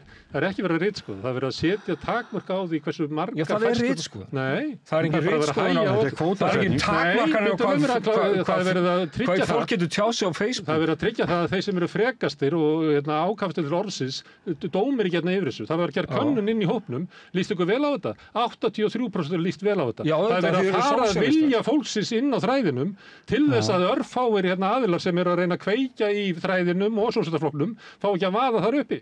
Það er bara það sem það verður að gera. Já. En þeir með að tjá sig alveg eins og hinir. En þeir verður bara að tjá sig meira. Gunnar Smári, þú Já. situr hérna við borðið alla dag á samstöðinni, sko. Já, og Þú verður að leyfa fólki að tjá sig líka. þeir eru ekki að leifa það, gjör svo vel. Öðrum að tjá sig, Gjör svo vel. þú veist. Nú er ég Ég er bara að segja, leiðrétta það nú svolítið er ég að að segja þetta. Maður er að horfa upp á þetta, Já. þessa hræðilegu för enn og aftur að fólk er að klofna í frumyndir og þess er ekki ánægð með þennan og þá getum við ekki eins og verið saman í 4% flokki. Þú veist, þá eru 2% farin í sérflokk og svona verður þetta endalaust og þá er bara áhrifaleysi. Þetta er áskrift á áhrifaleysi. Ég skiljiði mjög vel að þetta segja. Bara. Já, en við höfum gert kannanir Tekur meðal félagsmanna og þessi sem eru með þessa gaggrinni að þeir njóta stuðningslum 10% félagsmanna. En þetta er eyðileggja flokkin út á við og það fer enginn að kjósa ykkur með þetta yfir sig. Skoðanakonunni síðast það var fín Já, fyrir. Sósíalistaflokkur með 13% fylgi í borginni, þriðji stærsti flokkurinn, hann er Já. stærri en samfylgingin þín með fólki undir 40 í borginni, samkvæmt konunum. En ég held við værum að fara að tala um það hvort að þetta væru möguleikar á því að þessu kallega vinstri myndi saminast. Já, við gerum það. Það er bara fín umræða. Já. Og eru möguleikar á því. Verið ekkert að því. Af hverju? Svo má ekki gleyma hægri Klofningurinn Ég er er að svolítið grínast. á hægri. Já, Ef ég að veit þið það, svo ég veit það. kallega vinstri vill saminast þá þarf það að velja sér einhverja nokkra málaflokka Já. til þess að saminast og svo þarf það þá að ákveða að hætta að rífast alla hina 100 málaflokkana. Það þarf að setja efnahagslega velferð vinnandi fólks í fyrsta sæti. Svo þarf það bara að búa til alvöru pólitík í kringum það. Hvort Já. að það sé svo vilji til þess innan hins svokallega vinstris, þá bara eftir að koma í ljós. Það þarf að komast út úr búblunni sinni, sko. Vandinn er Já. auðvitað að hið svokallega vinstri hefur ekki haft neitt raunverulegt fram að færa fyrir vinnandi fólk í síðustu alþingiskosningum. Þá fer stór hópur fólk sem að hefði auðvitað að mínu viti ekkit endilega átt að kjósa flokk fólksins fer og gerir það. Þú veist, það hlýtur að vera lærdómur fyrir hið svokallega vinstri. Það þarf að endur hugsa skilaboðin. Þið verður bara að horfa á hvað gerði Inga Sæland rétt þarf og að endurhugsa akkur er hún skilaboðin. svona, hún er stórkostlegan kjörþokka, hún er larger than life típa og hún höfðar bara til vinnandi stétta á einhvern allt annan hátt heldur en sósíalistaflokkurinn gerir. Hún bara líka syngur rosalega vel. Og Hún vinstri tekur Tínu Það þarf Turner, við ég var svona bara... populisma Við líka. svolítið. svokallega vinstri hér sem og víða annar staðar. Það getur ekki beðið eftir því að kjósendur skilja þar sé öll hinn mikla speki fólkin. Þau þurfa að átta sig á því þú veist, hvað vilja kjósendur og svo þurfa þau að finna leið til þess að móta stefnu þá flokkana eða flokksins og það sem að kjósendur vilja. Þannig á pólitík í lýðræði samfélagi að virka. Það Þú ert svolítið að lýsa því sem að Kristrún gerði með Samfylkinguna því að henni tókst að brjótast út úr búblunni og með okkur öll og Hún byrjaði á því að fara hringinn í kringum landið og fara svo annan hring í kringum landið og þetta var mjög umdeilt innan flokksins og þingmennirnir voru óánægðir að hún komin á fund í mínu bæjarfélagi, einhver óbreyttur þingmaður, hvað hún að gera, hvað hún að vilja upp á dekk og þetta var svona titringu fyrst, en svo sá fólk stóru myndina, hún var að hlusta, hún hlustaði bara allan hringinn, hvað brennur á fólkinu og svo skipaði hún því 3 meginatriði og það var hamrað á því 2 ár, alltaf sömu atriðin og þetta skilaði þessum sigri samfylkingar. Og þetta alveg bara skólabókardæmi og þetta var stúderað í Bretlandi, hvernig fór verkamannaflokkurinn að þessu. Hún var óhrædd. Já, en fekk náttúrulega gagnrýni á sig og fær enn. Hún var ekki dogmatísk, hún var ekki bara einhvern veginn að búa til það hvernig hún ætlaði að tala út frá því hverja mætti ekki styggja. Hún breikkaði sig og breikkaði. Af því að venjulegt fólk, venjulegir kjósendur, bara almenningur, þetta nennir ekki að hlusta á eitthvað svona sanctimonious röfl að það má aldrei segja þetta og það má ekki tala um þetta og þú ert segja hugsanaglæp hér og hugsanaglæp þar. Fólk vill bara fá að tala, frjálst, vill fá að koma sínum skoðunum á framfæri, vill mæta stjórnmálafólki sem einhvers konar jafningjum, tala, en þessi svona, þetta svona sanctimonious, svona righteous, woke, leiðinda þus, þú veist, leið og hér svo kallega vinstri fattar að sá tími liðinn, þolir þetta engin lengur. Ég trúi ekki að ég sé að hlusta á Sólveig Önnu tala gegn woke, ég bara trúi ekki. Woke? Já, woke ein bara mest óþolandi hugmyndafræði sem hægt að hugsa sér. Það var bara eins og Trump, sko. Þetta einmitt fólk sem býr í búblu sem heldur að ég sé að tala eins og Trump. Þú veist, ertu að tala við transfólk, ertu að tala við homma, lesbíur, hvað? Nei, ég að tala gegn hugsanaglæpa authoritarian leiðindunum í vókinu. Vók hugmyndafræði sem fæðist inn í bandarískum háskólum. Vók bara að vera næs við fólk. Nei, þú veist bara ekki hvað vók En við þurfum þá alltaf sérstakann þáttum vók. Vók sprettur upp úr menningublökkum og var fyrst notað þar orðið. Að bara vera alert. Ég skal benda þér á bækur, podcast, þætti, viðtöl, greinar. Orðið kemur það. Svo þú getur lært hvað vók því að þú greinilega veist ekki hvað það En það líka vandinn með íslenska umræðu hefð að leið og manneskja segir eitthvað sem að manneskjan við hliðina rósamál þá bara ásökuð að vera trumpisti. Þetta hugsanaglæpurinn sem ég hef núna framið, hann verður til þess að einhver merkilegur íslenskur rithöfundur með aldrei getur bara að kalla mig trumpista. Hvað umburðarlyndið í þér? Fyrir mínum ólíku skoðunum. Hvað umburðarlyndið í því að... Horfðu í speil. Þú varst endalega að kalla mig trumpista af því ég var að lýsa því yfir að ég hefði óbeit á einhverjum vissum anga authoritarian hugmyndafræði. Er það ekki bara mitt frelsi, mitt málfrelsi, mitt talaði gegn vók og ég var svo hissa fyrir ekki. Vók ömurlegt. Vók ömurlegt. Vók til dæmis eitt af því sem hefur gert það í verkum í Bandaríkjunum að latínófólk og svartfólk og verkafólk hefur yfirgefið bullið í demokrataflokknum og farið þeim að kjósa stórfurðulegan einstakling sem auðvitað þusar og röflar vegna þess að hann ennir ekki lengur að láta einhverja menn og konur sem að halda þessu betri en aðrir segja sér fyrir verkum. Ef að vinstri ætlar að halda áfram að halda þessu betri en aðrir og segja öðrum fyrir verkum, þá mun vinstri halda áfram að tapa. Ég var að tala á, ég er svo ýmur fundastjóri að það var tekið að mér orðið, en það var að tala þegar að Hallgrímur tala svona átökin sem að verða og svona persónu gera þau og þetta.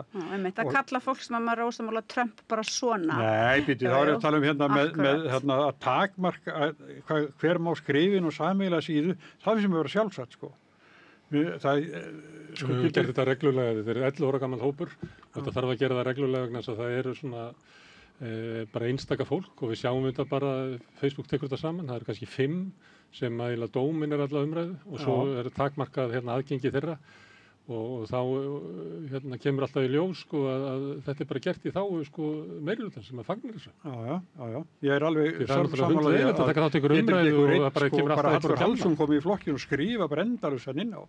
Til dæmis, þetta verður að vera eitthvað mörg. Það er aðeins varandi vinstri, að Píratar og VG eru náttúrulega í einhverjum stórkostlegum vanda. Þau fjallu út af þingi. Meir en þið? Já, ég myndi segja það. Og ég myndi að það sést bara á könnunum að þau liggja bara niðri og ég myndi halda ég held að það er ekkert víst að Píratar náið því að bjóða fram í sveitarstjórnarkosningum eftir ár. Ég býst við að VG muni leggja mikið upp úr því í vonum að það náist eitthvað svona endurreisn flokksins. ég hef engar áhyggjur gagnvart sósíalistum. Við vorum að vitna í könnun sem að var gerð í vikunni eða ekki, þar sem að 13,1% fylgi í borginni. Við höfum verið inn á yfir 5% mörkunum í öllum könnunum. Frá kosningum. Já, þannig ég held þetta bara muni líða hægt og bítandi fram og ég held að kosningastefna Sósíalistaflokksins hafi verið bara fín. Hún hafi ekki verið að vera að segja fólki hvað það ætti að hugsa. Það snýrst húsnæðismál og það sem að almenningur lagði mest áherslu á. Við vorum þar með vinsælasta stjórnmálamann landsins í forgrunni, Sönnu Magdalenu, sem að ég geti vel verið að ykkur finnist Inga frábær, en mér finnst bara Sanna ennþá frábærari. Og þannig að ég sé ekki, og átökin inn í Sósíalistaflokknum snúast ekki þetta. Snúast ekki stefnuflokksins, snúast fyrst og fremst eitthvað hvort að ég vera fleiri en ein stjórn í flokknum eða ekki, hvernig á að vera staðið að félagsfundum og öðru slíku. Það eru öll eitthvað svona innri mál, þar sem að fólk snýr eitthvað inn í flokkin, en ég heyri enga umræðu hverjir eiga að vera áherslu flokksins, það engin gagnrýni á stefnu hans, það engin gagnrýni á forystuna hans, það engin stefnu á því hvernig flokkurinn Sanna frábær stjórnmálamaður, hún mikið nefnt kjörþokka, hún vinsæl, fólk sér, hún gríðarlega einlæg, hún með mjög sérstaka lífsreynslu og ég held að mjög mikið af fólki treysti henni og vilji sjá hana ná árangri og ég held að henni muni ganga vel. En ég verð að fá að segja eitt og þú getur ekki stoppað mig. Það kona bandarískur heimspekingur, hún Susan Neiman, hún gyðingur, hún býr í Berlín, hún sérfræðingur í upplýsingunni, Enlightenment, en hún hefur skrifað bók sem heitir Left is not woke, sem hún reynir að útskýra fyrir fólki eins og þér og öðrum, af hverju hún segir þetta og hún rekur einmitt gildi upplýsingarinnar, þau vestrænu gildi sem að við og samfélag okkar byggir á málfrelsi, réttur fólks til þess að hafa skoðanir, réttur fólks til þess að vera ekki ásakað að fremja hugsana glæpi og svo framvegis og einmitt kemst að þessari niðurstöðu að vókið eins og það hefur verið sett fram og eins og því hefur verið breytt sé anti-enlightenment í sínum gildum, sé authoritarian og diktatorial í sínum gildum og þrátt fyrir það sem að fólk reynir að halda fram að þetta sé einhvers sérstök mannvináttu hegðun, þá sé þetta einmitt hegðun sem að gengur út á að draga úr getu okkar allra til þess að halda í þessi mikilvægu gildin sem að samfélagið okkar byggir á. Alltaf þegar vók kemst í umræðina þá virðist fólk skilja orðið á sinn eigin hátt og ég skildi það öðruvísi, fyrirgefðu að ég skildi kalla Trumpista. Þetta fín bók, bara mælum með en bara, þú veist, þegar Dilja Mist talar gegn vók þá var hún gagnrýnd fyrir það af þessu velmennandi vinstri fólki sem að skildi orðið öðruvísi en hún og þá sagði hún nei, þetta þýðir fyrir mér þýðir þetta eitthvað annað, það var þriðja útskýring sem ég hef heyrt, svo þessi frá þér. Mér finnst þetta mjög óspennandi vegna þess að sósíalistar byggja svolítið upp á stéttamál sem að skipta máli. Vók ekki þannig, en ég get ekki alveg séð að þeir sem að vilja reka stéttastjórnmál eigi þá að snúa sér að vókinu eins og það sé hindrun á því að geta háð baráttuna við auðvaldið völdin í samfélaginu, hvort það er að vera hjá almenningi eða hjá hennum ríku. Vókið hindrun, af því að vókið snýst að skipta okkur upp í hópa, snúa okkur gegn hvort öðru, láta eins og það að ef við erum ekki 100% sammála alla hluti og við getum ekki totally bara marserað lockstep allt og hljótum við inherently að vera einhvers konar óvinir. Við í Eflingu, við til dæmis erum obsessed af því og það við gengið mjög vel að tryggja að það séu allir alltaf velkomnir, að við vinnum öll saman og að við megum einmitt hafa alls konar mismunandi skoðanir og alls konar hlutum svo lengi sem við erum sammála grundvallaratriðin sem það að verkafólk eigi að hafa meiri völd, eigi að fá stærri part af kökunni, eigi einmitt að hafa frelsi til þess að tjá sig og vera í samfélaginu eins og þeim sýnist. Þetta hefur að því ég til verið svona grundvöllurinn að gæfulegu og farsælu starfi inn í félaginu síðustu ár, einmitt af því að við erum ekki með þessa dogmatísku nálgun og mannleg samskipti, að þú þurfir fyrst að uppfylla 10 atriða listan allt sem að mér finnst rétt og ef þú feilar á 2 þá get ég aldrei tala við þig aftur og þú ert skyndilega orðinn trumpisti. Og þá erum við farin að kljúa. Hann er búin að biðjast afsökunar á því, sko, að kalla þig trumpista. Já, það er ekki vist, ég ætla að taka afsökunarbeðinu. Ég er ekki búin að ákveða það. Þá eftir að koma í ljós. Heiðu, sko, það sveitarstjórnarkosningar eftir á næsta ári. Rétt. Og nú er svona getgáttur það að Guðlaugur Þór hugsi sér að sækja sættir leiðalistan. En þú djöru sæti. Ég treysti mér alltaf til fórustu. En ég treysti mér vel til fórustu og það hefur nú bara ekkert breyst frá því seinast. En ég ætla sko bara eiginlega að sjá til, bara það hafa margir verið nefndir. Það hafa verið nefndir Áslaug og Gulli og svo hefur maður svona heyrt eftir hinn og þessa. Já, flytja Áslaug úr Já, bara fólk ég held að sé bara ekki Áslaug Örn út að tala um Áslaug Kristjánsdóttur eða eitthvað. Nei, ég var að tala um Áslaugu. Já, Ásdís heitir hún. Já, Ásdís, já, þú ert um Ásdís í Kópavogi. Það er að sækja, sko, Kópavogi, nei. En nei, ég held að það sem maður sé bara í gangi er að menn sjá svo mörg tækifæri í hendi sér. Við erum eini flokkurinn sem að höfum ekki verið í meirihluta í 10-15 ár. Þannig að það er bara ekki hægt að kenna mann um neitt, sko. Það er alltaf mjög gaman þegar ekki hægt að kenna mann um neitt. Þannig og þá er það svona, já, lífmanni vel. Þið eru byrjað að tala saman um þetta greinilega. Þú sóttist þetta í fyrsta sætinu síðast. Já, heldur betur. Og ætlar ekki að gera það aftur?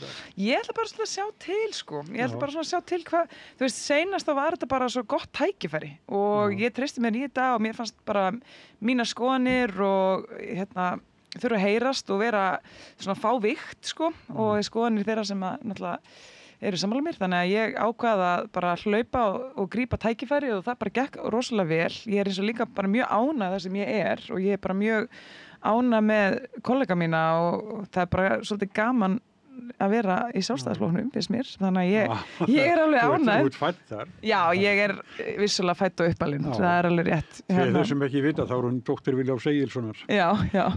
Já, en finnir þú mikið mun í ráðsinn núna eftir stjórnarskiptin? Já, ég finn mun. Sko, það er léttara yfir minnihlutunum.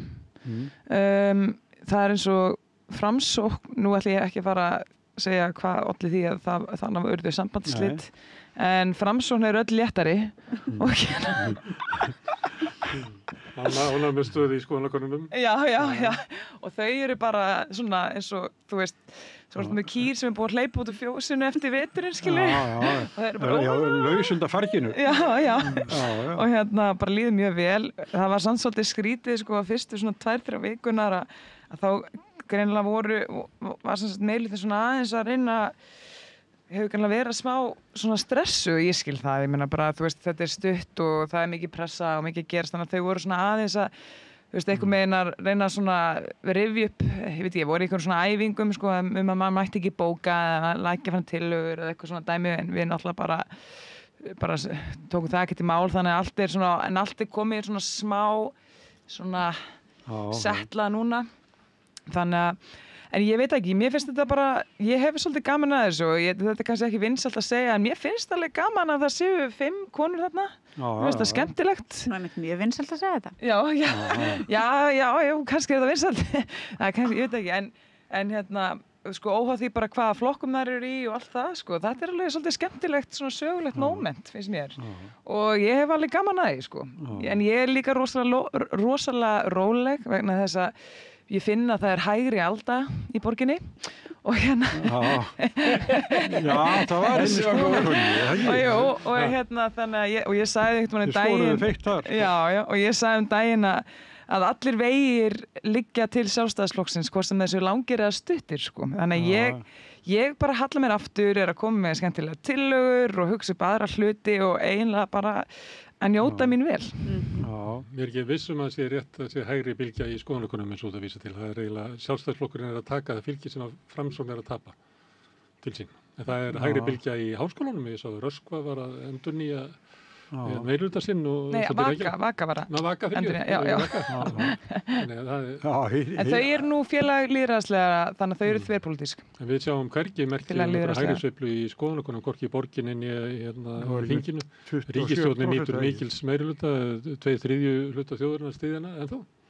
Já, við erum kannski að tala um borginni. Er Viðreisn ekki hægriflokkur? Já, þú veist. Og er flokkur fólksins ekki með alls konar svona hægri meiningar? Er Samfylkingin ekki líka með alls konar hægri meiningar? Það er vinstri flokkur á Alþingi og Alþingi er svo skrítið í dag. Þetta er bara flokkarnir lengst til vinstri á Alþingi. Stjórnarandstaðan. Það er ekki ræðri vinstri flokkur á Alþingi. Það er Sjálfstæðisflokkur, Miðflokkur og Framsókn sem er stjórnarandstaðan. Og hún er ekki að vinna á samkvæmt kunnum. Þið með ekki láta gulla eða ekki þannig kosningasigur fyrir ykkur. Já, hann verður aldrei kosinn borgarstjóri í Reykjavík. Já. Borgarnesigur?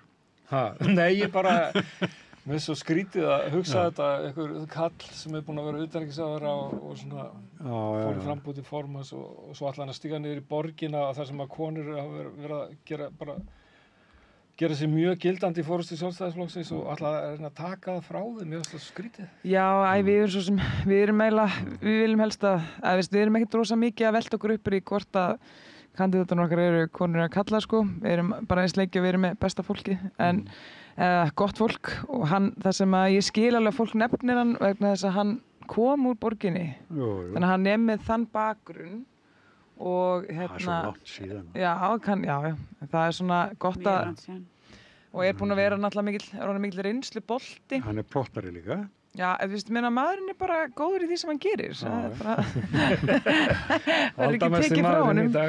Hann er bara góður í því sem hann gerir. Sjálfstæðismenn hafa líka sótt, þeir sóttu Eyþór Arnalds á Selfoss og Halldór til Ísafjarðar. Það var alltaf misjafnast, Björn Bjarnason líka. Og þetta hljómar svolítið eins og er að gera það sömu mistök enn einu sinni. Björn Bjarnason. Hann var Sjálfstæðisflokkurinn í alvöru, stilt honum upp sem borgarstjóri.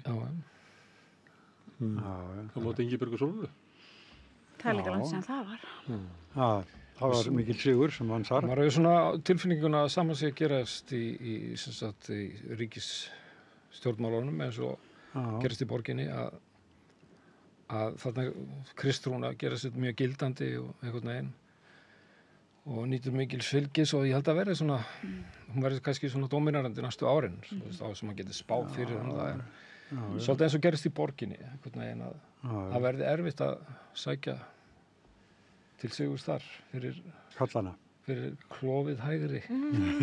Ég er nefnilega alveg sammála því sem að þú varst að segja en áður að við ættum alltaf að reyna að leita eftir að sko sameinast bara því að ég meina þegar allt kemur til alls sko, þú veist þá er meira sem sameinar hægrið en sundraði, nákvæmlega meira sem sameinar vinstri og sundraði. Rekstri borgar? Já, bara þú veist, ég meina að þetta er svolítið, þið raun og veru hafið bæði verið að tala um þetta bara með mismunandi nálgunum að það er að þú veist, fólkið sem var hlustar og íbúar og landsmenn, þú veist, þeir nenn ekki þessu karpi, sko.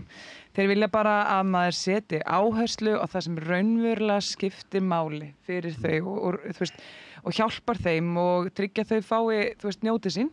Og það er bara eins og þú varst að koma inn á, skilur við stjórnmálamennir eiga til að vera að rífast einhverja vitleysu en svo getur getur ótrúlegasta samstarf borið góðan ávöxt og það er oft þannig að það sem að skoðanir aðskilja sameinar skaplindið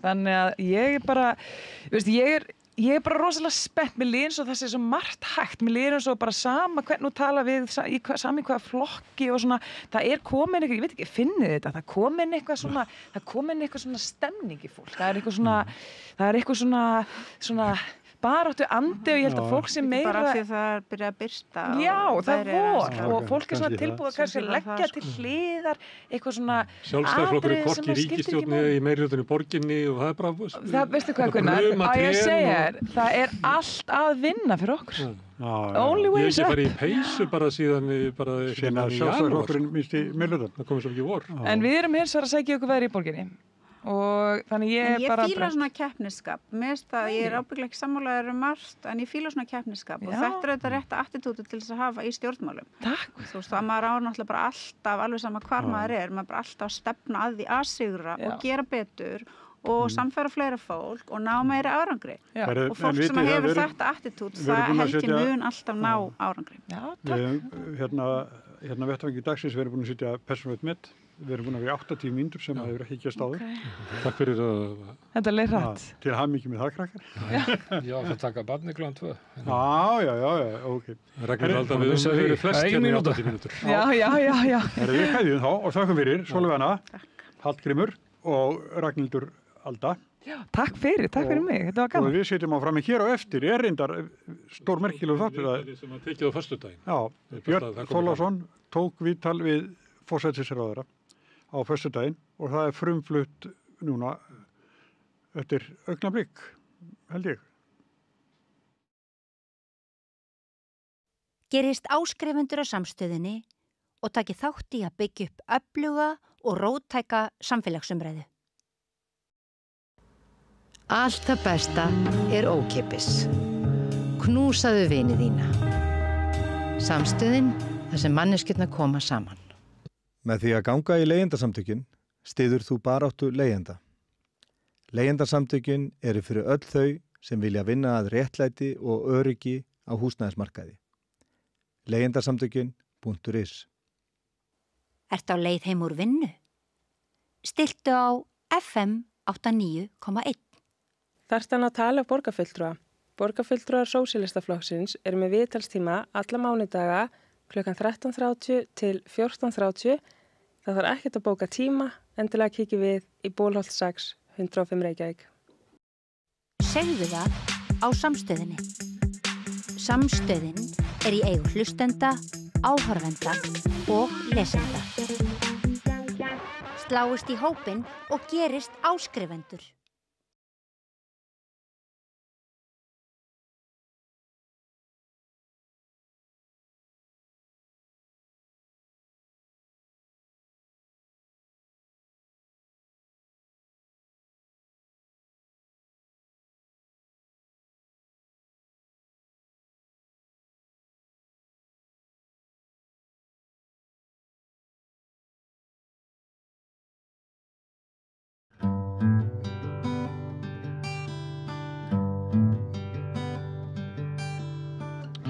Já, komið sæl og blessuð. Það ekki á hverjum degi sem samstöðin fær til sín forsætisráðherra þjóðarinnar. En það þannig stund núna. Vertu velkomin, Kristrún Frostadóttir. Takk fyrir. Við höfum séð þig fara nokkuð vel af stað í embætti. Skoðanakannanir sýna það að fylgi þíns flokks stendur vel ef það einhver mælikvarði. En verkefnin eru ansi mörg og ögrandi. Og það sem kannski áhugavert við tímana núna að þeir eru fordæmalausir. Heimsmyndin hendist frá degi til dags með þeim breytingum sem orðið hafi alþjóðamálum. Það á jafnt við öryggismál og viðskipti, en ég ætla hér á eftir mest að ræða öryggis- og varnarmál við þig. Mér langar aðeins áður en ég kem með fyrstu spurninguna að svona rifja það upp og kannski setja í samhengi að sko það veit enginn í rauninni núna hvað rétt fyrir Ísland að gera í varnarmálum. Við getum talið að eitthvað sé betra en annað, en það eru fordæmalausi tímar. Við vitum ekki hvort við ættum að leggja áherslu á hlutleysi, herleysi. Við þekkjum söguna, við höfum sloppið, við höfum smogið á milli. Við höfum ekki þurft að opna veskið í varnarmálum svo neinu nemur. Þvert á móti það hefur bara ringt gulli vegna ameríska hersins hér á landi. Það jú lega landsins sem veldur því að við erum heitur milli fyrrum 2 stórvelda. Það hefur leitt til þess að Bandaríkin og NATO hafa tryggt okkur vernd fyrir gömlum fyrrum óvinni. En nú spyr maður sig hvort vernd Bandaríkjana kunni að koma í bakið á okkur, svo sem verið hefur, muni jafnvel kosta okkur frelsið. Pútín hefur talað þannig að með vernd Bandaríkja hers sögulegu þá hafi þeir mögulega eignast eitthvað í okkur sem leppríki og við vitum ekkert hvað Trump að hugsa, við vitum hvað hann að hugsa með Grænland. Það hefur verið sagt að fullveldi okkar sé í hættu ef við göngum í ESB. En nýjar spurningar hafa núna vaknað hvort fullveldi okkar sé í meiri hættu ef við göngum ekki í ESB. Meðal annars vegna þessarar óvissu sem ég hér aðeins að rekja.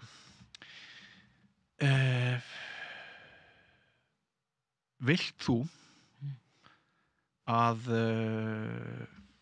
við hröðum þjóðaratkvæðagreiðslu eins og mest má og könnum vilja þjóðarinnar til aðaldar að ESB? Sko, þetta er náttúrulega rosalegur inngangur hjá þér, Björn. En hann samt bara það er margt.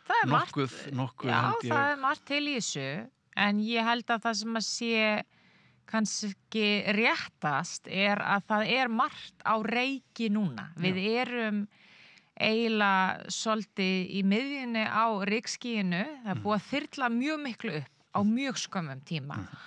Og áður en ég svara þessar spurningu sem ekkert mál fyrir mig að svara í sjálfu sér, þá sko finnst mér samt skipta í máli í inngangi að þessari umræðu að nú til dæmis ríkisstjórnin mín, hún er rétt rúmlega 100 daga gömul og það að segja þessi stjórn undir nýjum forseta í Bandaríkjunum er yngri en það. Og hann mun vera þarna í 4 ár, væntanlega, býst maður við. Og við erum bara svona rétt að byrja að sjá hvað gæti mögulega gerst. Mikið af þeim ákvörðunum sem hann hefur tekið liggur ekki endilega fyrir að sé á hans valdi að taka. Og sumir vilja meina, hann sé svolítið að prófa sig áfram. Hann sleppir hlutunum svolítið frá sér og býður eftir viðbrögðum og síðan tekur eitthvað annað ferli við. Lítur þú sjálf á Trump sem traustan bandamann? Bandaríkin eru traustur bandamaður og verða það áfram. Er það? Ertu viss? Já, við höfum ekki fengið neinar meldingar gagnvart Íslandi annað en að Bandaríkin sé og verði áfram traustur bandamaður. Við vorum að fá 10%. Auðvitað eru við ekki sátt við 10% toll. Nei, við vorum að fá 10% bara geðþótta toll. Við vitum ekkert hvað gerist næst. Nei, og Bandaríkjamenn og okkar fulltrúar hafa komið því vel til skila gagnvart þeim tengslum sem við höfum þar. Þannig ég ætla ekki að gera lítið úr þessum aðgerðum. En við verðum líka eins mikið og svona tímar kalla líka fram á svona spennu. Vilja til að tala breyttan heim og ákvarðanatöku, þá líka það ábyrga í stöðunu að leyfa ríkinu aðeins að setjast og átta sig á aðstæðum. Áður en að við förum í stórkostlegar breytingar og stefnumótun hér. Það þýðir ekki að það þurfi ekki að fara í sviðsmyndavinnu, greiningavinnu, allt þetta í gangi í utanríkisráðuneytinu og til umræðu. Og þá kannski komum við að þessari spurningu með Evrópusambandi og þessa þjóðaratkvæðagreiðslu sem átti að vera aftarlega á kjörtímabilinu. Já, og hún var sett þar inn á þeim tíma til þess fyrir það fyrsta að tryggja það að henni hún yrði í síðasta lagi undir lok árs 2027. Já. Að öðru leyti ekki búið að taka neina ákvörðun nákvæmlega hvernig hún fer fram, en ástæðan fyrir því hún var sett á þann tíma var líka til þess að það væri hægt að hafa eitthvað aðdraganda að þeirri atkvæðagreiðslu. Og ég hef sjálf verið talsmaður þess að í svona málum, þrátt fyrir í þessu tilviki við erum ekki að kjósa eingöngu í Evrópusambandið, heldur bara hvort við förum að staða í því ferli, sem enga sér mjög stór ákvörðun vegna þess að það tekur orkustjórnsýslunni, það tekur fókus. Það stórt mál og við viljum að það sé svona tvöfaldur vilji, ef svo má segja, við förum inn í Evrópusambandi að fólk fá að greiðum upphafið og endina því. Við hefðum fengið hærri tolla ef við værum þar núna frá. Já, ég meina það eru alls konar hagsmunir undir núna og hvað ég segja, sviðsmyndir að breytast beggja vegna Atlantshafsins, svo má segja. Þannig að mér finnst ekki fyrstu viðbrögð hjá forystu fólki núna að segja við ætlum að hoppa inn í Evrópusambandið. Sko, langtíma hagsmunir okkar verða að vera inn í Evrópusambandinu við ætlum þangað inn. Ekki bara staðan eins hún í dag. En nú hafa sumar þjóðir gengið inn í Evrópusambandið á grunni ótta og stríðsástands og ógna mjög hratt. Já, sko, það voru þjóðir sem gengu inn í Atlantshafsbandalagið núna nýlega á grunni, ákveðin svona allan breytt öryggislandslags, Svíþjóð og Finnland.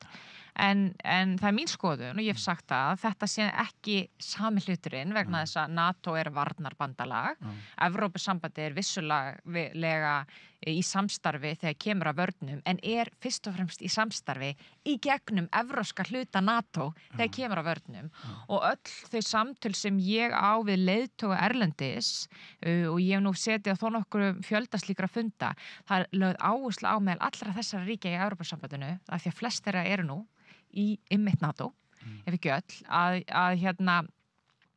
að allar þær breytingar sem verður gerðar á varnarmálum verður gerðar í samstarfi við NATO. Þannig að sko, ég ætla ekki að gera lítið úr því að það kann að kalla á þetta ástand, breytta ákvarðanatöku, hvort sem að snýra á Evrópusambandinu eða samskiptum okkur almennt. Kortleikinn Dagur B. vill hraða þjóðaratkvæðagreiðslu. Já, og það eru alveg sjónarmið þarna uppi. Það eru skipta skoðanir, Björn, Evrópusambandi, aðdragandann að því, ákvarðanatökuna. Minn punktur er bara sá að ég hef alltaf talað fyrir því og ég mun halda áfram að tala fyrir því að ákvarðanataka inngöngu inn í Evrópusambandi sé tekin á forsendum langtíma hagsmuna. Þetta er ekki svona quick fix, hvort sem er í efnahagsmálum, né í öðrum málum. Ef við göngum inn, þá gerum við það ekki til skamstíma, heldur til langstíma, að eilífu, ef svo maður segja. Þó að sé vissulega hægt að ganga út úr Evrópusambandinu, þá verðum við að geta gefið okkur tíma til þess að taka þetta samtal. Það er mjög langt síðan að það samtal fór fram að mínu mati á uppbyggilegum forsendum. Síðast þegar það átti sér stað, þá var Evrópusambandið og heimurinn með allt hætti.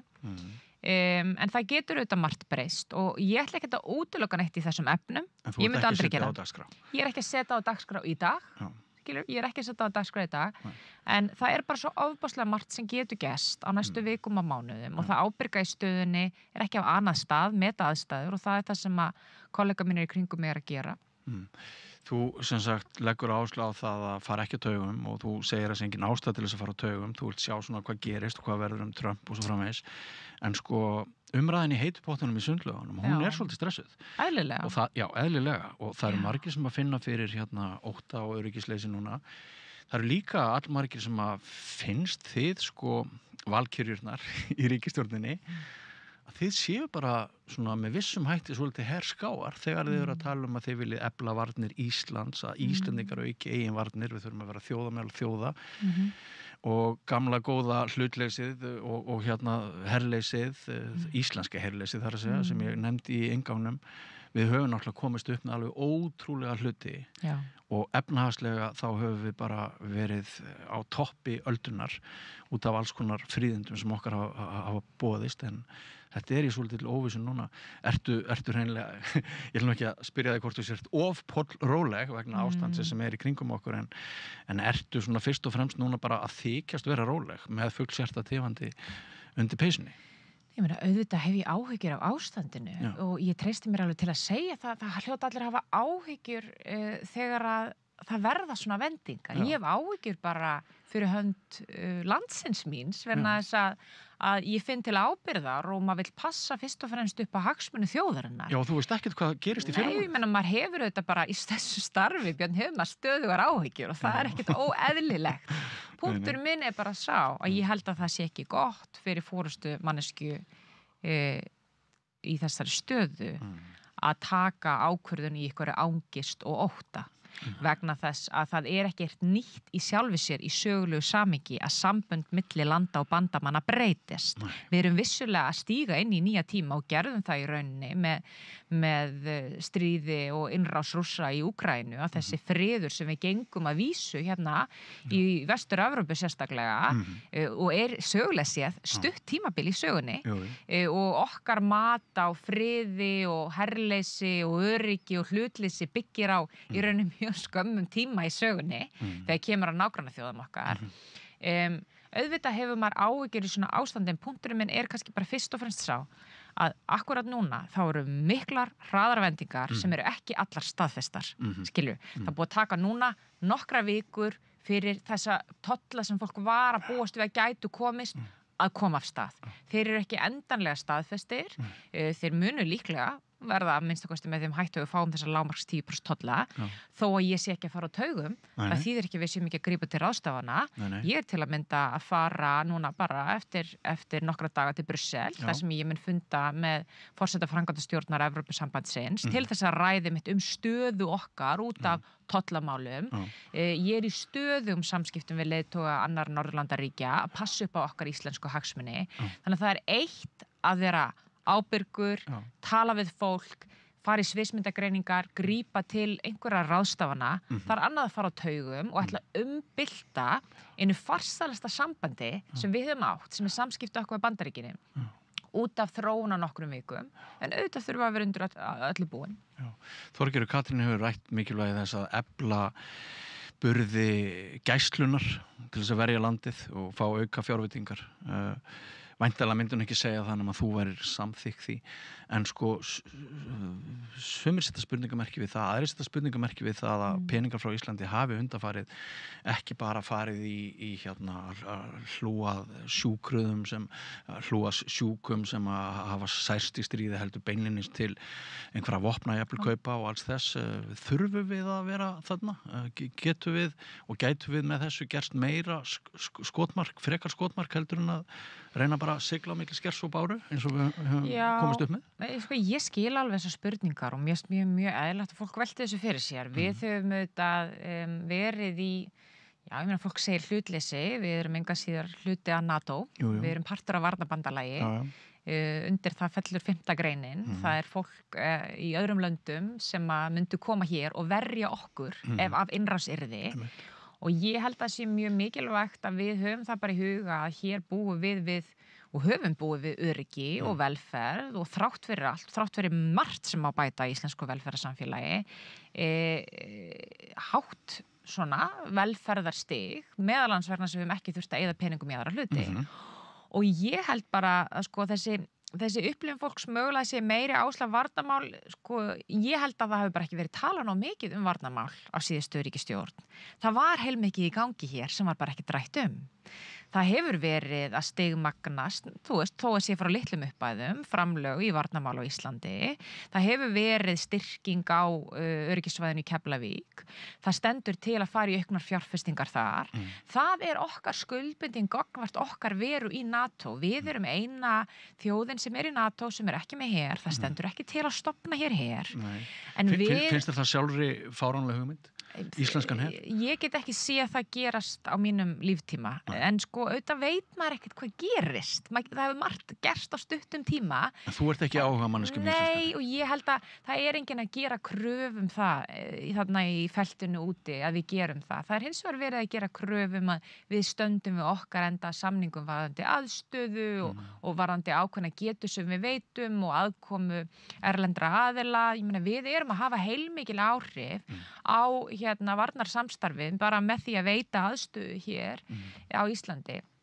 En ég skil alveg þessu umræðu, ég ætla ekki að gera lítið úr henni, þetta er bara svona breyttur heimur, en það er líka ábyrgðar hluti af mér að halda því til haga að hér er öryggi, velferð og friður, vegna þess að við erum hluti af alþjóðasamfélagi sem að tryggja frið hér í Norður-Atlantshafi. Og ef að það kom upp aðstæður, eins og til dæmis í Úkraínu, þar sem að þetta samfélag í kringum Evrópu sem að við höfum nú litið til, sérstaklega ef við horfum á Norðurlöndin, við erum með norræna kollega sem að leggja verulega inn í starfsemina eða stuðningin þarna í Úkraínu, að ef að við viljum eiga góða bandamenn, þá verðum við líka sýna að þegar aðrir lendi í vandræðum að við getum bakkað á upp. Þannig að til að mynda þessi framlög sem hafa verið að fara til Úkraínu, helmingur af þeim í hreina mannúðaraðstoð sem myndi kallast og hinn helmingur í varnartengdan stuðning. En það er ekki þannig að allur varnartengdu stuðningur séu vopn. Stór hluti af því til dæmis jarðsprengju, eyðing og leit, þjálfun fólks í ákveðnum kringumstæðum. Það er eitthvað að fara inn í til dæmis danska frumkvæði. Þarna erum við að styðja okkar norrænu aðila í þeirra stuðningsaðgerðum vegna þess að við vitum að Úkraínumenn hafa bara kallað eftir því og sagt það sem við þurfum eigin geta í vopnaframleiðslu og við höfum stigið eitthvað skref í því. En það er ekki útgangspunktur aðstoðar Íslands og það verður aldrei útgangspunktur aðstoðar Íslands í svona málum. Ég veit ekki hvort þú manst eftir því en einu sinni heimsótti ég þig á heimilið þitt og ég var þá að taka stórt viðtal fyrir Fréttablaðið. Alveg. Þá varstu nýkomin úr ferð utan á landi, þú hafði verið í pílagrímsför og þetta var það leyti sem að þú varst að leggja áherslu á það sem sameinaði Íslendinga frekar það sem sundraði þeim og þetta var á þeim árum þegar þú kældir umræðum ESB, bara svona vísvitandi. Nú spyr maður sig hvort tímanir hafi snúist við. Já, ég held að þeir hafi snúist við að því leyti að fólk er meira farið að tala bara stöðu Íslands í alþjóðasamfélaginu. Það eitt og sér hefur breyst. Auðvitað hefur alltaf verið meðvituð það, við erum auðvitað háð utanríkisviðskiptum og við erum svona smáþjóð í stóra samhenginu þráttu við séum með alveg gríðarlega sterka stöðu hlutfallslega, en það sem hefur breyst á örskotsstundu bara umræða stöðu okkur í alþjóðasamfélaginu og umræða Evrópusambandið fellur klárlega inn í það. Það fellur klárlega inn í það. Mín nálgun á Evrópusambandið hefur fyrst og fremst falist í því af því að það vita það allir sem hafa eitthvað fylgst með mér hvað skoðun ég hef á Evrópusambandinu. Ég hef verið hlynnt eingöngu í Evrópusambandi auðvitað á þeim forsendum að við fáum samning sem að hendar okkur og ég er alveg meðvituð það eru ákveðnir hagsmunir þar og þess vegna vil ég eins og aðrir bara semja vel og það yrðu alltaf hagsmunir ríkisstjórnar sem ég myndi leiða að það yrði lagt mikið á sér að semja rétt og vel. En sko fyrir mér útgangspunkturinn sá að ef það verða breytingar í einhverjum strúktúr hér á Íslandi varðandi alþjóðasamvinnu og samskipti, ég tala ekki eingöngu inn í svona samstarf sem stór kerfisleg breyting fyrir landið, þá vil ég að það eigi sér stað í sem mestri mögulegri sátt. Það aldrei 100% að greiða atkvæði það. Ég vil hins vegar ekki sjá atkvæðagreiðslu sem fer 51-49. Mér finnst það ekki góð niðurstaða og ég get ekki séð að það geti verið góð niðurstaða varðandi svona ákvörðun sem að þrátt verið að hafi verið þrætuepli ekki að mínu mati, ég veit að fólk ósammála mér, en mín skoðun ekki endilega háði hvar í pólitík þú ert, hvort sett hægri, vinstri, sko þetta bara spurning miklu stærri hagsmuni. Þannig að mér finnst bara mjög jákvætt ef að núverandi staða eins flókin og hún býður upp á aukna umræðu þetta, en ég líka meðvituð það, Björn, að sko maður verður bara að passa sig þegar maður í þessari stöðu að fólk upplifi ekki eins og maður sé að nota ferðina. Það eru tækifæri og síðan það að reyna að koma hlutum að einhvern veginn bakdæra megin og ég held að aðalatriði sé að fólk þurfa að upplifa öryggi í umræðinni, hún komi til þeirra á þeirra forsendum, það skapist svona einhver væntingar, þrár, vilji, áhugi hjá þjóðinni, frekar en maður sé að hræða fólk inn í eitthvað. Ég vil ekki að við gerum það. Við eigum ekki að fara hrætt inn í Evrópusambandið. Ef að við förum í viðræði við Evrópusambandið, þá eigum við að fara þar inn af styrk, af getu, af því að Evrópusambandið á að vilja okkur, af því að við erum vestræn þjóð, vestarlegi álfunnu, með gríðarlega sterka stöðu, háa landsframleiðslu, háa velferð, lága spillingu. Við eigum að vera land sem Evrópusambandið á að vilja fá og við þurfum líka að hugsa okkar hagsmunum hvernig við ætlum að banka á dyrnar. Sko. Ásgeir Jónsson, seðlabankastjóri, segir að tollahækkanir Trump þær geti haft áhrif á bæði ferðaþjónustu og vaxtalækkunarferlið. Hefur þú áhyggjur af því? Ég hef áhyggjur af öllu því sem hefur áhrif á efnahagsmál á Íslandi og það eru þetta þessi ytri áhrif sem að við ráðum ekki við. Hefur alltaf verið svona bæði, styrkleiki en veikleiki okkar að við höfum verið með þessi gríðarlega öflugu utanríkisviðskipti, það ástæðan fyrir því að við erum bara þar sem við erum í dag en það hefur auðvitað verið hluti af því að það hefur verið sveiflukennt hagkerfi að við höfum reitt okkur svona rosalega mikið á útflutning.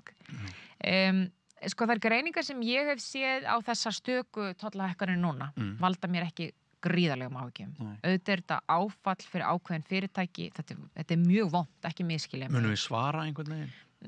Íslandi ekki að fara í einhverja sérherfer hvað það varðar. Við erum hins vegar að fara að svara fyrir okkur í því skyni að við munum mótmæla þessu gagnvart Bandaríkjastjórn og halda okkar hagsmunum á lofti en við erum ekki að fara að keyra af stað einhvers konar tollastýri hérna. Það sem ég hef einmitt frekar áhyggjur af því að stærri lönd og stærri sambönd eins og Evrópusambandið fari í þá vegferð að hækka sína tolla eins og merki að muni fara í svona mögulega gagnkvæmnistolla gagnvart Bandaríkjunum en að þeir gagnkvæmnistollar muni ná lengra gagnvart öðrum löndum til að vernda sín eigin svæði og við lendum þar á milli. Það gæti skapað bæði beint fyrir okkur mjög vonda stöðu, þess vegna ég á leiðinni til Brussel meðal annars að halda þessum hagsmunum til haga en líka bara meiri sér þó við lendum ekki beint í því, þá hefur það áhrif á allt samfélagi kringum okkur. Þannig að já, ég hef ágjörð að þessu, höfum við fulla stjórn á þessu? Nei. Getum við haldið hagsmunum okkar til haga í samræðum og hefur það áhrif? klárlega. Það hefur áhrif að heyra í fólki að halda svo lofti og ég er búin að halda svo lofti í öllum samræðum sem ég átt við evrópska leiðtoga á undanförnum 100 dögum sem ég hef átt fjöldamörg samtöl. En í þriðja lagi myndi ég segja að það sem við þó stjórnum er innlendu efnahagsmálin. Við stjórnum ríkissjóði, við stjórnum afkomanni, þú veist, að minnsta kosti eigum við að hafa tæki til þess og við getum stjórnað væntingum innlenda verðbólgu og annað slíkt og það er ennþá meiri pressa á ríkisstjórnina núna að passa upp á innlendu efnahagsmálin ef að ytri staðan er mögulega eitthvað að flökta. Já, helsta gagnrýnin kannski á þig og áherslu ríkisstjórnarinnar fyrir utan það að þið séu svolítið herskáar þið valkyrjur sem maður heyri stundum miðað við önnur option í öryggis- og varnarmálum. Það er að þetta sé svona svolítið hægri bragur á þessari ríkisstjórn og ójöfnuður, það sé ekki nægilega mikil áhersla á ójöfnuð. Þú kemur með eins og þú sjálftalaðum, fæðist með ákveðin forréttindi, hefur unnið í bönkum. Við erum með bankakerfi hérna sem að almenningur, mér líkur þessi að fyrirlítur, samfélagsábyrgð íslenskra banka henni stórlega ábótavant og við erum með núna þennan brjálæðislega þessa brjálæðislegu raunvexti. Í samaburði við önnur lönd þá eiginlega botnar maður bara ekkert í þeim. Þú ert aldrei manneskjan sem að svona setur spurningamerki við stýrivaxtastefnu Seðlabanka eða hvað? Nei. Er það vegna þess að þú hefur ekki upplifað það að vera fórnarlamb, þurfa að taka lán? Ég veit það nú ekki, ég held að við séum nú alls konar Björn og þó að maður hafi sjálf unnið einhvers staðar það þýðir ekki að allir sem að maður þekki að við alst upp með að unnið þar. Það er nú það fallega líka við Ísland þrátt fyrir allt að sums staðar getur fólk átt fjölbreyttan bakgrunn þó að ég hafi vissulega haft það gott. En sko, í fyrsta lagi þá er ég er fyrir áhrifin af því að vera hagfræðingur í grunninn og að vera á þeirri skoðun, ekki bara út frá því, það er líka bara mín persónulega skoðun, að það eigi vera skýrt bil á milli stjórnmála og ríkisfjármála og rekstur peningastefnu. Ég held að það hafi verið gríðarlega mikilvægt og gott skref þegar stjórnmálin voru aðskilin frá vaxtastefnunni og ég virði Seðlabankann þegar kemur að sjálfstæði. Mér finnst það ekki vera mitt hlutverk sem stjórnmálamaður að gagnrýna Seðlabankann. Ég get sem hagfræðingur alveg haft skoðun á því að mögulega ætti Seðlabankinn að beita öðrum tækjum, skilji. Og ég hef alveg sagt það. Ég hef alveg talað að það sé hægt að fara í til að mynda breytingar á kvöðum á lántöku þegar þú ert að taka lán fyrir íbúðum með 2, 3, 4, 5 versus að setja bara hvað er á fyrstu kaupendur, skilji. Það sé hægt að breyta ákveðnum hlutföllum og svona fjármálastöðuleika tækjum til þess að reyna að targetera eða ná betur ákveðnum stöðuleika á fjármálamarkaði án þess að fara bara í þetta breiða tól sem vextirnir eru. En sko aðal gagnrýni mín hefur einmitt lotið að því bæði hagfræðilega en líka pólitískt og það er kannski eina af ástæðunum fyrir ég endaði í pólitík vegna þess að maður áttar sig á því að þú ert sem sko svona hlutlaus efnahagsgreinandi ofta greina hluti sem eru náttúrulega bara ekkert pólitískt hlutlausir og það er til dæmis svo ákvörðun í gegnum tíðina og sérstaklega kannski á tíma síðustu ríkisstjórnar að láta svona mikið af ábyrgðinni falla á Seðlabankann. Vegna þess að þegar ríkið gerir minna til að halda efnahagslegum stöðuleika þá þarf Seðlabankinn að gera meira. Þar vilt þú meina að þið séuð fyrri ríkisstjórn fremri með stöðuleika, reglu og öðru því sem að þið... Já, og bara vilja til þess að fjármagna útgjöld, vilja til þess að taka, því að hér varst að tala svona að fólki finnist við vera hægri sinnaðar og ég meina auðvitað það er alltaf að fara að vera fólk vinstra veginn við mig sem að finnst ég ekki nógu vinstri sinni og svo fólk miðjumegin að hægra megin mig sem finnst ég allt og mikil sósíalisti, menn það fer bara eftir við hvernig þú talar. Já, en það breytir því ekki að við erum til dæmis að fara í mjög stórar breytingar sem hefur verið grunnur mikils ójöfnuðar í Íslandi sem snýr til dæmis að auðlindagjöldum, eitthvað sem hefur ekki tekist í langan tíma að fara í. Og þú veist góða könnun í hádeginu, maskínu könnun sem sýndi það að bara eiginlega allir Íslendingar 90% vilja breytingar og það er mikill byr með þessari leiðréttingu eins og þið kallið það algjörlega í blóra við hávaðan sem hefur ríkt í samfélaginu. Já, ég meina, það líka bara ástæði fyrir því að þetta hefur ekki verið gert og það ástæði fyrir því að við erum að gera þetta. Þannig að punkturinn minn sá, sko, það eru ákveðnar aðgerðir sem þú getur ráðist í til þess að skapa efnahagslegan stöðuleika sem að hjálpa fólki sem oft finnur mest fyrir óróleikunum, finnur mest fyrir verðbólgunum, finnur mest fyrir vaxtastiginu á ríkisfjármálahliðinni til að koma í veg fyrir að það sé Seðlabankinn sem stýrir því öllu. Þannig minn fókus bæði pólitískt en líka hagfræðilega hefur bara verið sá ekki gagnrýna ókjörna embættismenn. Ásgeir Jónsson ekki kjörinn af þjóðinni, hann ókjörinn embættismaður, hann að fylgja lögum. Síðan getur fólk haft einhverja tæknilegar skoðanir á því nákvæmlega hvað hann hefur að gera. Gagnrýnið stjórnmálamennina sem að í rauninni útvista efnahagslegri ábyrgð á Seðlabankann, setja flatar vaxtahækkanir á alla sem bitna mest á fátækustu fólkinu í landinu. Já, ég veit að tími okkar nánast á þrotum en mér langar aðeins í lokin að spyrja þig út í ríkisstjórnarsamstarfið. Já. Nú hafa náttúrulega þau urðu ansið tíð þarna fréttamálum, sérstaklega Flokk fólksins. Og mér langar til þess að fá þitt mat á því hvort þér finnist sérstaklega kannski Morgunblaðið sé að sækja með ómaklegum hætti að þessari stóð ríkisstjórnar samstarfsins, einni af þremur, eða hvort Flokkur fólksins hefur verið klaufalegur samstarfsaðili. Sko ég hef nú ekki lagt það í vana minn að vera gagnrýna einstaka fjölmiðla. Ég held að sko hinn almenni Íslendingur hafi alveg nægt vit til að vita hvenær það taka marka ákveðnum fréttaflutningi og hvenær ekki. Ég ger ekki athugasemdir við að fjölmiðlar séu krítiskir, finnst mér stundum ósanngjarnir, já, mér finnst þér stundum ósanngjarnir, en sko þegar maður í þessari stöðu og það á jafnt við mig sem og ráðherra Flokks fólksins og Viðreisnar, þá það bara þannig, þú situr með rosalegt vald í höndunum, rosalegt vald og þú þarft bara mótnana að minna þig á það að ef að þú ert með þetta vald í höndunum, þá bara fullkomlega eðlilegt að þú mætir gagnrýni og fólk sé að veita þér aðhald. Hún stundum ósanngjörn? Já, stundum á hún bara við. Ég veit alveg hvernig þessi umræða hefur verið Flokk fólksins. Hún kemur mér ekki öllu leyti á óvart.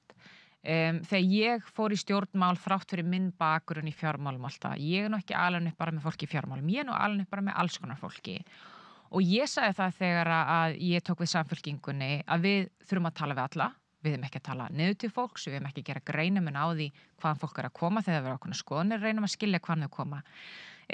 Talar Inga með öðrum hætti og öðrum brag en ég? Já, það gott, mér finnst það gott, 12% þjóðarinnar kaus hana. Það ekki 12 eða 13, ég man ekki nákvæmlega hvað var. Það var vætt skerfur af þjóðinni sem kaus hana. Við eigum að bera virðingu fyrir því. Þó að þau séu kannski með einhverja aðila sem eru í sínum flokki sem hljóm ekki nákvæmlega eins og ég eða mínir ráðherra Viðreisnar, þá það styrkleiki þessara ríkisstjórnar. Við gerum öll einhver mistök í þessu starfi, þá jafnt við mig, segjum hana, sem Þorgerði. Það mikið álag í þessu starfi, fólk sem hefur ekki áður eða hefur verið skamman tíma í stjórnmálum sem á við bæði mig og Ingu, skulum hafa það í huga. Það tekur tíma að læra líka aðeins inn á umhverju sem ert í. Þannig að ég held að hún muni sjálf viðurkenna það alveg eins og ég að maður hefur mistekist og eða misstigið sig einhverju leyti við eitthvað tilviki í þessu starfi. En ég mjög ánægð með okkar samstarf. Já. Ég ber alveg ótrúlega virðingu fyrir Flokki fólksins og þeirra baráttumálum. Við erum mjög góðar vinkonur, ég og Inga, við tökumst stundum á, en það bara verður að við erum báðar með mikla ástríðu fyrir því sem við gerum. Og við höfum, sko, ég get talið það á fingrum annarra henda þau tilvik þar sem við höfum verið mjög ósammála eitthvað pólitískt atriði, skilji. Og ég held að þjóðin sjái það alveg að það eru verkin sem tala, ekki einhver stakar fréttir eða uppnám í fjölmiðlum. Gott og vel, það má alveg fjalla það, en fólk vill bara sjá hvað situr eftir í lok dags í veskinu sínu, í velferðinni, í réttlætinu. Og það það eina sem að blífur, sko. En loka spurning, þessi dagur þegar þið sitjið þarna á fundinum, þú og Þorgerður Katrín og Inga og með Ástu Lóu og hún segir svo af sér einhverjum klukktímum seinna, Ríkisútvarpið búið að flytja frétt af hennar máli áður en Ríkisútvarpið talar við hana, það ekki viðtal við hana inn í þessari fyrstu frétt og mjög mikil sársauki og mjög margar spurningar sem að hafa vaknaði í kjölfarið. Var þetta blaðamennska að þínu skapi? Þurfti Ásta Lóa að segja á sér? Sko, Ásta Lóa tekur þessa ákvörðun vegna þess að hún gerir sér alveg grein fyrir í hvers konar aðstæðan komin í. Engin þrýstingur á þinni hálfu? Við ræddum þetta sjálfsögðu. Sem þýðir að hafa þrýstingur? Þetta er hennar ákvörðun. Þetta er auðvitað bara hennar ákvörðun í lok dags. En myndir ekki segja nei þegar ég spyr engin þrýstingur á þinni hálfu ef það hefur ekki verið neitt þrýstingur? Nei, ég meina það er engin þrýstingur á minni hálfu, en auðvitað er það þannig að þegar þú ert með ráðherra saman í ríkisstjórn, þá ræður fram og tilbaka hlutina. En ég meina, þú situr í lok dags sem ráðherra með þingmeirihluta bak við þig, en þú þarft líka að sitja með þá festu í þér að þín staða sé ekki að trufla störf ríkisstjórnarinnar. Og þetta er ákvörðun sem Ásta Lóa tekur þegar hún áttar sig á því í hvað stefnir. Mér finnst ábæðslega mikilvægt að taka fram í þessari umræðu sem ég held að bara hafi komið allt og lítið fram ef eins og einhverjum minnst á. Að það er ákveðin svona tendens hérna heima til að gera ráð fyrir því að þegar fólk segir af sér það hljótið að hafa gert eitthvað rátt. Já. Það þarf ekki endilega að vera þannig. Nei, og Henry Alexander Henriksson og margir fleiri hafa einmitt talað fyrir því að þessa breytingar muni skapa siðbót. Það er nefnilega málið og ég held að hún hafi tekið mjög stórt skref þegar hún ákveður að stíga til hliða til að í rauninni fjarlæga sína persónu frá þeim verkefnum sem henni fannst mikilvægast. Með því er engin dómur uppkveðinn varðandi hvað hún gerir. En eitt orðum þessa blaðamennsku RÚV. Viltu tjá þig það? Ég held að það sé ekkert skynsamlegt að ég sé sérstaklega tjá mig það. Nei, ég held að það sé mjög skynsamlegt tjá þar að gera það ekki. Af því þú ert forsætisráðherra. Nei, ég meina, þetta er bara það sem þetta er. Já. En ég bara segi það hér eins og ég sagt áður, ég ber gríðarlega mikla virðingu fyrir Ásthildi Lóu. Þetta var henni erfitt, gerði hún allt rétt við meðhöndlun þessa máls? Nei, og ég hef sagt það líka víðar. En hún lenti líka bara í erfiðum aðstæðum þegar þetta mál kemur upp. Ég ætla ekki að dæma það hvað var rétt og hvað var ekki rétt í þessu máli, en það er ég ekki dómari. En mér finnst mikilvægt að taka fram að fólk getur sagt af sér þó að það hafi ekki gert eitthvað rangt. Það er ekki endilega dómur sem felst í því. Það er ekki mannréttindi að vera ráðherra í ríkisstjórn Íslands. Þú ert í þjónustu þjóðar og hún lét bara verkefnin á svona hærri pall en sjálfa sig í þessu tilviki og ég held að henni verði minnst vel fyrir það. Og ég hlakka bara gríðarlega mikið til að fá hann inn á þing. Kæri þakkir fyrir komuna hér á samstöðuna Kristrún Frostadóttir, forsætisráðherra. Takk sömuleiðis.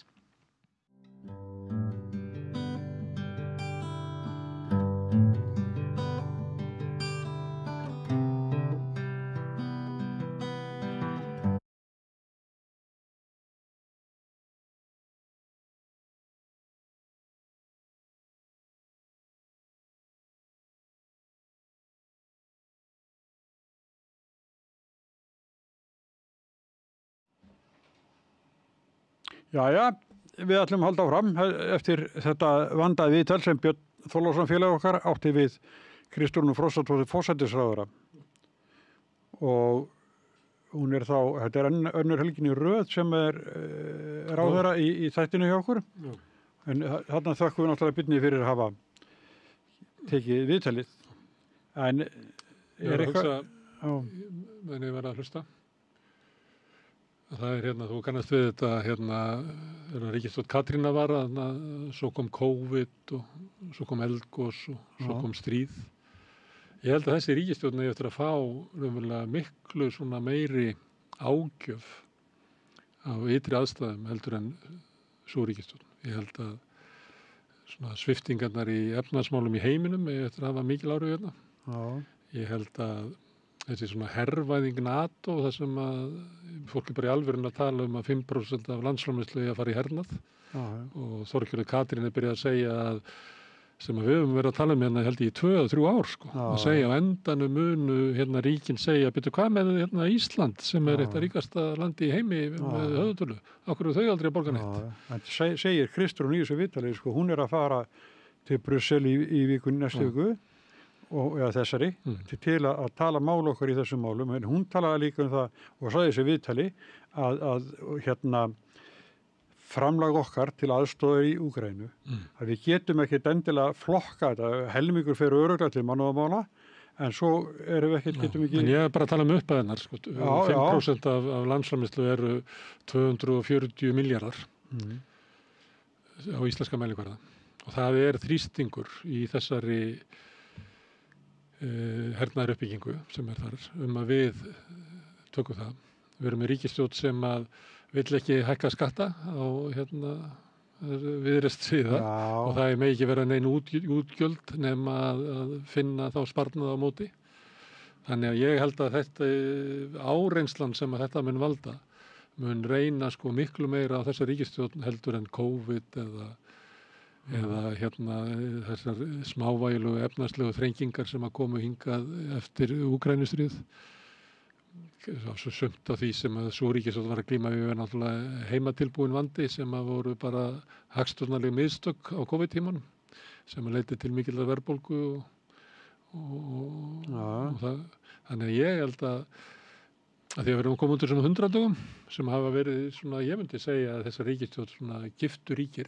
Maður sér það bara á könnunum að hún nýtur ennþá mikil stuðnings. Já, en samt er búið einn ráðherra að segja af sér og það er svona... Já, það eru svona mál sem eru algjörlega til hlýðar, eitthvað hringdi út á skóm og eitthvað svona sem að mér finnst ekki tengjast Nei, ég átti við sko, þetta er ekkert búin að vera sko allt sæludagar sko.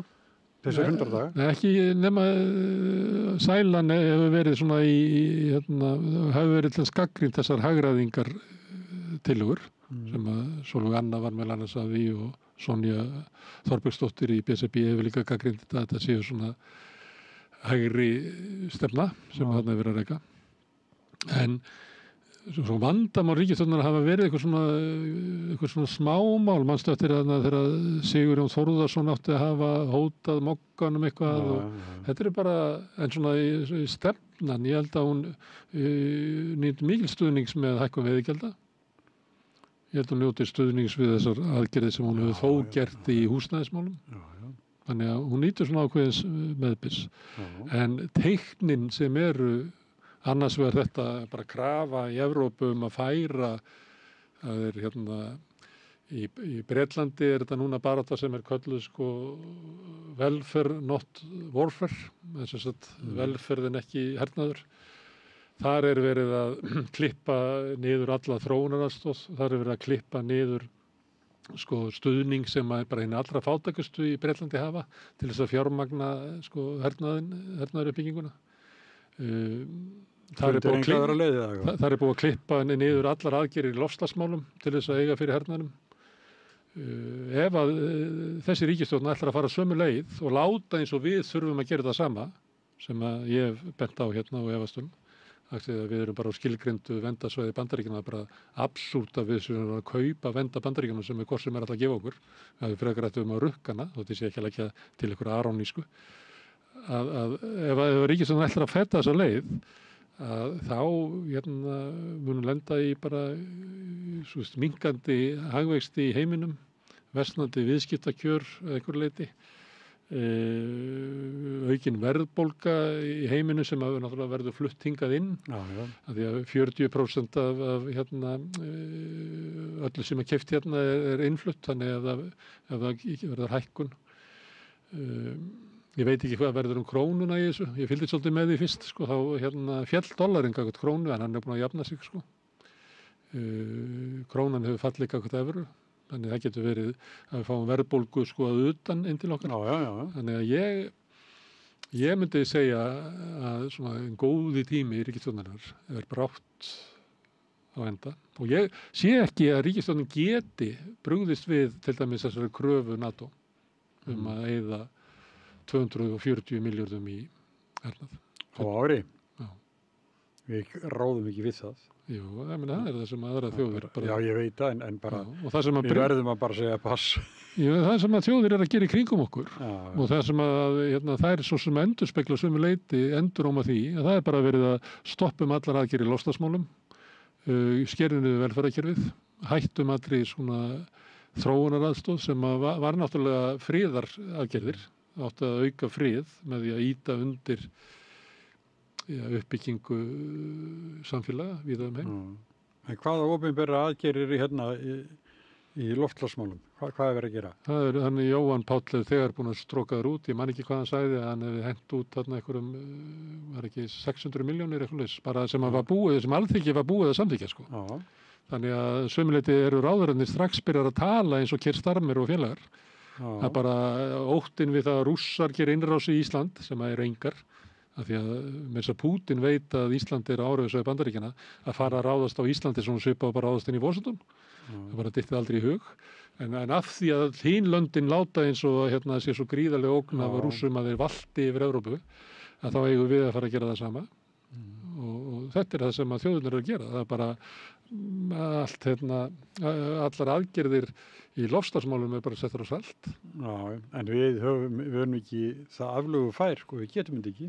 Við erum með ríkasta þjóð Evrópu með að við höfðatölu. 240 miljardar á ári er mjög miklu peningar. Þetta er það sem að, þetta er íslenski mælikvarði. Þetta er það sem að Pólverjar eru að gera. Þetta er sem Íslands. Það er þjóðu kannski sem eiga sko landamæri að þeim sem þeir óttast, sko. Þórdís Kolbrún og svo Þorgerður Katrín og núna Kristófer Frostadóttir fara á fundi hjá NATO og segja okkur að við höfum nákvæmlega sömu ógn af Rússum og Eystrasaltslöndin og Pólland sem ég tel vera algjörlega fráleitt sjónarmið. En samt eru þær að segja okkur þetta, sko. Þess vegna eigum við bara... Það er ekkert að við látum ekki segja hvað sem er við okkur, sko. Mér heyrist það nú. Nei, ekki við hérna. Nei, ég efast. Já. En það, ég held að það bara slátra því samfélagi sem við eigum, sko. Svo var Kveikur... Það var alveg skott að vera herbyggin að einhverjum. Já, af því að Björn var að tala fréttaflutning RÚV af Ástulófumálinu. Þá vil ég nú hæla RÚV fyrir Kveik síðast sem að fjallaði varnarsamning sem að Guðlaugur Þór gerði eftir að ríkisstjórn Sjálfstæðisflokks Bjartar framtíðar og Viðreisnar sprakk. Og það var svoköldu starfstjórn, það er náttúrulega bara stjórnin situr áfram til kosninga. Þá gerði hann samning, svona viðbótarsamning við Bandaríkin sem að heimilar þeim raunverulega að koma hingað og taka það land sem við vilja og handtaka alla sem eru fyrir þeim þegar að Bandaríkin telja að ástæða sér til sem að segja náttúrulega hver raunverulega staða Íslands er í þessu varnar samstarfi að ef að Bandaríkjamenn telja sínu öryggi ógnað þá geta það komið hingað og tekið flugvelli og hafnir og brýr og ef að þú ætlar að eftir ekki nógu fljótur að færa þig þá bara handtakar þig. Þetta er svolítið afhjúpandi þetta er sko þetta er gerfi sjálfstæði svolítið. Já, þetta er svo ótrúlegt einhvern veginn að það væri framhjá öllum þar til núna. Ég bara mjög sér alveg ótrúlegt. Það er bara stjórnvöld telja að þetta komist ekki við. Við kvörtum nú svolítið mikið það að til dæmis þessi framlög til vopnakaupa fyrir Úkraínu fóru ekkert fyrir þingið. Þetta voru bara ákveðið í einhverjum heimsóknum. Fóru ekki sem fyrir utanríkismálanefnd. Það kom meira að segja fram einhvers staðar að það var búið að lofa þessu áður en það var sko rætt í nefndinni. Þannig það hefur verið alltaf svona hugmynd meðal ráðamanna að í þessum málum að þá borgir sér bara ekki að spyrja neitt, sko. Að þetta sé ykkur svona æðri hagsmunir. Og þess vegna getur bara Guðlaugur Þór og þetta var Trump ríkisstjórn sem að gera samningi við. Það var ennþá hann Tex Richardson sem var Pompeo var ekki búin að taka við. En þetta var ríkisstjórn Donald Trump sem þessi varnarsamningu við gerðu við. Sem að menn eru að kannski átt að segja núna er kannski ekki svo góðu bandamaður. Nei, þetta er vísjár veröld. Það er bara þannig. Ég held að sé muni reyna mjög á þessa ríkisstjórn, sko. Á næstunni. Já. Og núna eru til dæmis útgerðin og ferðaþjónustan stökkva á það að tollahækkanirnar kippi bara fótunum undan þeim þannig að þetta sé ekki rétti tíminn til þess að vera að sitja á auknar álögur og hættan á það að bandarískir ferðamenn hætta að koma hingað og annað slíkt til þess að seinka komugjaldinu og svo veiðigjaldunum. Og ég get alveg trúa því að þetta myndi fá hljómgrunn svona inn í baklandi Viðreisnar. Já, en hérna þetta með veiðigjöldin, eðlilega sko taka til einhverja varnar, þetta er bara of mikið, sko, þetta of mikið og það allar tölur sína það þeir alveg aflögu færir en bara þess að það mikið nýlegum skipum í flótanum núna, þeir búin að endurnýja mjög mikið og sjómenn þeir 10% af laununum þeirra fara til útgerðarinnar af því að þeir eru með ný skip sko 10% ef það kæmi hérna flyttir samstöðuna í betra húsnæði og það þýtti það að það er skerðingu 10% á starfsfólkinu. Launafólki þarf að standa undir fjárfestingu. Þetta er alveg ótrúlegt bara. Þetta er svona. Við erum ekki að skálda þetta er svona. Alveg stórmagnað. Þykir mér. En þessi skip, að því að þeirra veiðigjaldi voru hækkuð eftir hrun, að þá var talað að hækkun veiðigjalda myndi leiða til minni fjárfestingar. Ég hvet fólk til þess að fara yfir fjárfestingar í útgerðinni því að hún er meiri eftir hækkun veiðigjaldana. Þannig að núna er komið fram að hækkun veiðigjalda muni stoppa alla fjárfestingu. Það er bara ekkert í sögunni sem að segir þetta. Það er svo mikið af einhverju svona kenningum sem að lifa í umræðinni þótt að það er engar rætur í raunveruleikunum. Fyrir utan skipakaup sko og þá þegar Samherji er búin að breyta frystihúsinu sínu á Dalvík frá því að vera bara hefðbundið yfir eitthvað tæknivættasta frystihús bara í heiminum sko. Fiskverkun. Hvað er að gera? Er ekki að vopna fyrir því núna sem að Grandi er að hérna eða á Þórshöfn, ég man ekki hvort þeir sem er að endurnýja hérna berræsluna til að taka móti uppsjáfiskinum og svo er þetta að fara svona við það er bara sko þrátt fyrir þetta að það hafi verið þessi veiðigjöld sem duga nú ekki reynda fyrir þjónustunni við sjávarútveginn en þannig að það hæfir ekki stórútgerðin á Íslandi að væla svona mikið. Þeir geta sagt við erum á móti þessu, við viljum frekar sko eiga þessa peninga allt í lagi en ekki þessu harma gráti út allt sko, þetta er ekki hægt. Eitt í þessu er með framsali kvótans að þá fækkaði fiskvinnslufyrirtækjum og útgerð fækkaði, verður stærri og það leti til svona svokallar hagræðingar en á sama tíma þá gengur yfir greinina sko gríðarleg velvæðing til dæmis þetta frystihús sem að þú tala á Dalvík er mjög tæknivegt og það, ef við kemum þar inn og reyndum að rifja upp þegar við komum inn í frystihús sko fyrir 40 árum eitthvað þetta er bara allt annað veröld og þetta hefur leitt til gríðarlegra fækkunar á fiskvinnslufólki og ég tók eitthvað tíma saman, ég held ég að við miða við 91 þarna þegar framsalið byrjaði og þegar ég var að gera þetta fyrir einhverjum 5 árum þá tók ég sko fjölda fólk sem að vann í fiskvinnslu og þá hafði þeim fækkað sem að nam þá miða við bara grunnlaun þá var það 36 milljarðar á ári sem að raunverulega hagræðingin í greininni sem annars fólst í kvótanum þannig að hérna það verður færri stærri og svo tæknivæðning þá verður á ári 36 milljarðar sem er leistur út. Fiskvinnslufólki fekk þetta leiti ekki til þess að sko útgerðin og fiskvinnsla var að borga meira til samfélagsins. Þetta er þessi peningar sem voru leistur upp úr með hagræðingunni sem fólst í kvótanum til þeirra sem eiga þetta. Þannig að þetta er bara sko tölurnar í sjávarútvegum eru svo gríðarlega stórar og miklar. Þetta er svo enda er hagnaðurinn stjarnfræðilegur. Meira þess að bókverðið hagnaðan sem við sjáum sko. Og það vita allir að sko tölverða hagnaðanum er tekið út einhvers staðar í útlöndum. Já, þú sagðir svona að það sem ég ætla að segja er þegar við vorum guttar og ég er nú eldri en þú, en ég var oft á Grandagarði, við vorum heim á Seljaveginum og hafa sport að fara og stökka á milli bát og þetta allt saman. Þá varum við bara að koma bílarnir frá búr, vörubílar og sturtu bara í móttöku sem var bara af Grandagarðinum og allt opið en sko svo fyrir nokkrum árum síðan þá var ég í Neskustad og Gunnþór síldavinnslunni, hann fór með okkur í nýja húsi fyrir sem uppsjáfiskin og þar fáum við sko bara sóttin eins og stígvél og þetta annað og þetta með gangi gegnum hlýð og það sprautað á okkur til að gæta sko hreinlætis og alla öryggi svona með það sko en svo á hinni bökku bara á dísildrukkum bara inn í einhverja stíu og sturtu. Skárra væri nú ekki einhver framþróun. Já, ég að segja, hvað er nú mikil, ég að segja það. Ég er bara að segja, sko, hvað þetta er ofboðslega mikið sem er búið að gera og af hverju að því þeir höfðu bara vel efna á þessu. Bara vel efna á þessu. Meðal annars út af því að þeir losa, þess vegna eru þeir að skipta út, sko, það er ekki til þess að búa til betri vöru, það er að minnka kostnaðin við framleiðsluna. Og það nemur fækkun fiskvinnslufólk 36 milljarðar á ári fyrir einhverjum árum, alltaf ekki ára 45 í dag á núvirði, sem að þau ná út úr kerfinu.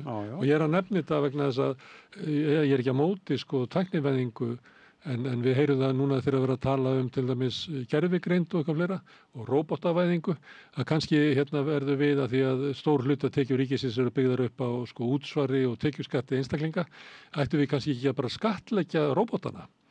Þessi breyting sem veldur því að fólk er að tala þetta út allan heim, hvað ég að gera við þetta, það gengur náttúrulega ekki að velvæðingi leiði til þess að þeir sem eiga fyrirtæki bara vera ennþá ríkari og samfélagin bara svelti. Ég var ekki að tala það. En ég er að benda á að þessi umbreyting hefur átt sér stað innan sjávarútvegsins, en það er aldrei rætt hana. Það er bara eðlilegasta mál að skattleggja róbótavæðingu fiskvinnslunar vegna þess að fiskvinnslan, fiskvinnslufólkið sem var mest konur, þegar þær komu út úr frystihúsunum þá fóru þeir að keypta í matinn og sinntu því og borguðu skatta og skildur. Róbótarnir gera það ekki. Það er bara peningur fer bara beint upp til Samherja. Ég er bara að benda það. Þannig jafnvel bara með þessu rökum er að 10 milljarðar á ári eru bara peanuts. Ég veit það, ég er sammála því. Ég fekk einhvern veginn þessar 2 myndir upp í hugan að sko afkoman er það góð að þessi fyrirtæki hafa efna og ráða sér þessar miklu dýru framkvæmdir. Ég sá forstjóra síldarvislunar í einhverju þessu dagmálum okkars. Það var að ævitilega fyndið að hlusta á hann. Af því það er svo gríðalegur hagnaður sko, sem er þarna. Það sem hann er einhver réttlætað og þeir eru búin að borga sér einhverja 19 milljarða í arð og eitthvað svona. En alveg á því að þeir hef ekki krónu aflögu til þess að borga fyrir kvotan sko. Það er þetta sem ég skil ekki. Af hverju bera menninni sig ekki bara vel? Þeir trúa því, og það er til stjórnmálastefnan sem að segja það, að þessi króna sem ég held hérna á, hugsa þeir, hún er alltaf betur varið í mínum höndum, heldur en hjá ríkisvaldinu eða lýðræðisaflinu í samfélaginu. Sem eru alveg. Þeir trúa því, þannig að ef ég borga því skatt, að þá sé ég að, minnka vægi þessar krónu. En við sem erum lýðræðissinnar, við trúum því að þegar peningurinn kemur í skatta, þá er byggður upp innviðir og byggður grunnkerfi samfélagsins og samfélagið eflist og verður sterkara. En þeir bara trúa því ekki, sko. Það eru margir sem eru þar. Þetta er það. Og eftir hrun, þá var þetta, sko, hvort að, hvað ætti að gera, sko. Ég man viðtali við ráðherra og fara einmitt að tala þetta svona, það eru vegakerfið, það eru hafnir, það eru hjúkrunarheimilið, það er allt sko. Ef við verðum fyrst að greiða niður sko skuldir ríkissjóðs og það hleðst alltaf upp sko, innviðaskuldin hleðst alltaf upp sko, verður alltaf verri og verri eins og hún er núna. Þetta er alveg bara lifandis hörmung og banastís, sjáðu, daginn það er undir Eyjafjöllum. Við erum með grót þarna uppi og það er ekki gert til að stöðva þetta bara kemur niður brekkuna bara á bíl sem er að keyra þetta. Þetta er bara eitthvað sem við sko stórfurðulegt að við skulum ekki reyna að verjast helstu hættum sem við búum við á þessu landi okkar. Og þarna var bara þetta er alveg ótrúlegt sko. Blessu konan sko, hvað hún lítur að hafa verið feig, hvernig þetta gerist sko. Það er ekki, og margir sem fóru að benda á það að það er ekki klókt að lækka skatta eins og Bjarni Benediktsson reykti sér af að lækka skatta einhverja 60 milljarða eða eitthvað með hallareksturi á ríkissjóð, þannig að þú þarf bara að borga vexti af því sem vantar inn í ríkissjóð og sinnir ekki uppbyggingu innviða. Þetta er bara dýrustu peningar sem hafa verið gefnir frá ríkissjóði að gefa eftir skattheimtu á fyrirtækjum og fjármagnseigendum. Eftir sýtum við hin og við þurfum að vinna fyrir þessu sem vantar. En stjórnarandstaðan á Alþingi kom aðeins við sögu, því að hún svolítið hægri sinnuð. Og í veiðigjöldunum að þá eiginlega keppni hver eru bestir í því að verja hagsmuni stórútgerðarinnar. Það Sjálfstæðisflokkurinn, Miðflokkurinn og Framsókn. Öll fara einhvern veginn á þann vagn. Það er á móti hækkun veiðigjalda. Það eina kostulegt. Mér finnst, ég nú ekki eins hort mikið á þingið og ég geri venjulega, ekki upp á síkasti. En mér veriðist að þingflokkur Sjálfstæðisflokksins sé forystulaus. Að Guðrún sé ekki búin að ná svona stjórn á honum. Já, hún á það greinilega eftir að þarna koma til dæmis eins og þingflokksformaðurinn, sem þótti nú bara svolítið sérstætt og mikið að vera áður fyrir, tekur þátt í allskins svona brellum, Svona smámálum og derringsmálum. Og ég er ekki viss endilega að sé endilega, það að Bjarni hafi farið. Ég held að kjölfestan hafi verið Birgir Ármannsson. Hann hefði ekki verið að tala Ástu Lóu mál upp í pontu. Nei, aldrei. Nei, og ef hann hefði væri þingflokksformaður þá væri þetta bara ekki. Þá væri þau ekki að þessu. Nei. Og Óli Björn hefði ekki gert það. Hann hætti sem þingflokksformaður til þess að geta tekið þátt í slagnum. Því að það fylgir því ekki að vera þingflokksformaður að vera í þessu. Nei, svo er það meiri vinna líka. Aldrei hann hætti út af því? Nei. En kannski, við vitum þetta ekki, við kannski naut hann ekki stuðnings eða eitthvað, hann var náttúrulega tilirið alltaf fúluköllunum sem kölluð sér sjálfur. Jú, fýlubúkafélagið. Birgir. En þingflokksformaður þarf svona að passa manna hér og manna þar og fara yfir. Þannig að það er svona meiri vinna, en mér finnst að þingflokksformaður núna á bara ekki að gera þetta. Og Guðrún Hafsteinsdóttir, hún er komið með eitthvað svona óundirbúnum fyrirspurnum, en ekkert sem að er mikið eða merkilegt. Það er kannski annað. En ég vil endilega að ykkur fara að spyrja hvert COVID-penningarnir og ríkissjóði fóru og hvort einhverjum hafi verið skilað. Ég vil vita bara hverjir fengu og hvað mikið. Það verður gaman að fá svona úttektir á ýmsu sem hefur verið gert í fortíðinni. Það verður gaman að fá úttekt á því hvað hefur kostað samfélagið að lækka fjármagnstekjuskatt og tekjuskatt fyrirtækja og fellaburtu eignaskatt. Hvað hefur kostað í niðurbroti á grunnkerfum og innviðunum í samfélaginu. Það verður gaman að þú nefndir Reykjavík og þegar þú varst úti sást Búr. Hvað heldur hvað Reykjavíkingar ættu mikið í eignum ef að Búr hefði ekki verið gefið tíð Davíðs Oddssonar.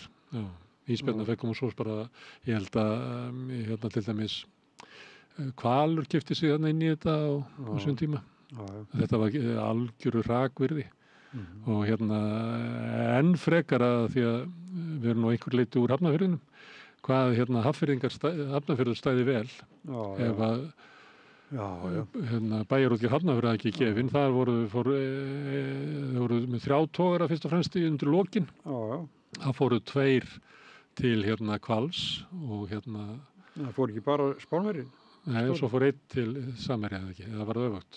Já, Samherji. Þetta eitt af ríkasta fólki á Íslandi í dag, það eru Samherji og Hvalur. Og hluta af auðlegð þeirra sem þeir eigi í dag er almannaeign sem meiri hluti sjálfstæðismanna í Hafnarfirði gaf eiginlega frá sér, Já, þá reyndar á þeim tíma, þá var enginn farin að þá var kvótinn alltaf svona eins og hann verið til bráðabirgða. Það voru nokkri sem að föttu þetta, Já, ekki þeir, ég er að segja. Samherji til þess fatta þetta. Já, þeir voru fyrstir til að kveikja á þessu. Þeir bara fóru og bara sopnuðu eins miklu kvóta og þau gátu. Vældu út auka af því að Guðsteinn hafði svo lítinn kvóta og fluttu svo skipstjóra kvótan og keyptu bæjarútgerðina togarana og sopnuðu mjög fljótt miklum kvóta, Já. Það var það. En þeir voru fyrstir til að kveikja á þessu. En við höfum ekkert svona mikið á Íslandi. Ég var að benda á það það vantaði stéttagreiningu í Hagstofunni. Svo ég megi aðeins færa rök fyrir því að þannig að Hagstofa er víða í heim sem að skipti fólki í stéttir. Og þannig að þetta bera saman til dæmis lífslíkur eftir stéttum. En við getum verið að tala um stéttamun raunverulega. Og af því ég nefndi þarna munin sem hafi verið á frá 2011 til 2024 á lífslíkum karla með þeir sem eru með grunnskólapróf og þeir sem eru með háskólapróf fóru 4 árum í 5,1 á þessu tímabili að þá er munurinn hjá konum frá 2,1 ára upp í 4,3 á 13 árum. Þannig að munurinn á því ef þú ert tilheyrir öllu líkjum endurspeglar menntun að einhverju leyti stéttaskiptinguna að áður kostaði þetta þig 2,1 ár en núna bara 13 ár setna er þetta komið í 4,3 ár. Þetta myndi ég halda að væri svona upplýsing sem væri bara eitthvað stórkostlegt að gerast í íslensku samfélagi. Við verðum að, verðum að grípa til þess að við getum ekki lagt á fólki sem að, er á lægstu laununum, býr við lögustu efnahagsleg skilyrðin, hefur minnsta vald í samfélaginu, að það fá ekki, að lifa eins og aðrir lengur og líka hvernig kemur þetta út í lífeyrissjóðakerfinu, við erum með sameiginlegt lífeyrissjóðakerfi, af hverju eru þeir sem eru til að lágstéttunni, þeir fá bara borgað 9 ár eftir að þeir komast á eftirlaun út á Tryggingastofnun, en þeir sem eru í hástéttinni fá 15 ár. Ættu þau ekki bara að leyfa þá fólkinu sem er í lágtekjunum að fara bara á eftirlaun þegar það verður 60 til þess að fá það sama eða eitthvað svoleiðis. Mér finnst að þetta væri, við verðum að hafa fókus á því sem að meinin í samfélaginu eru. Þetta vildi ég nú bara þetta í hugan áðan þegar vorum að nefnda. Já, ég skrifaði einu svona grein í sjómannablaði Víking þetta. Ljóslíku sjómanna. Já, hvað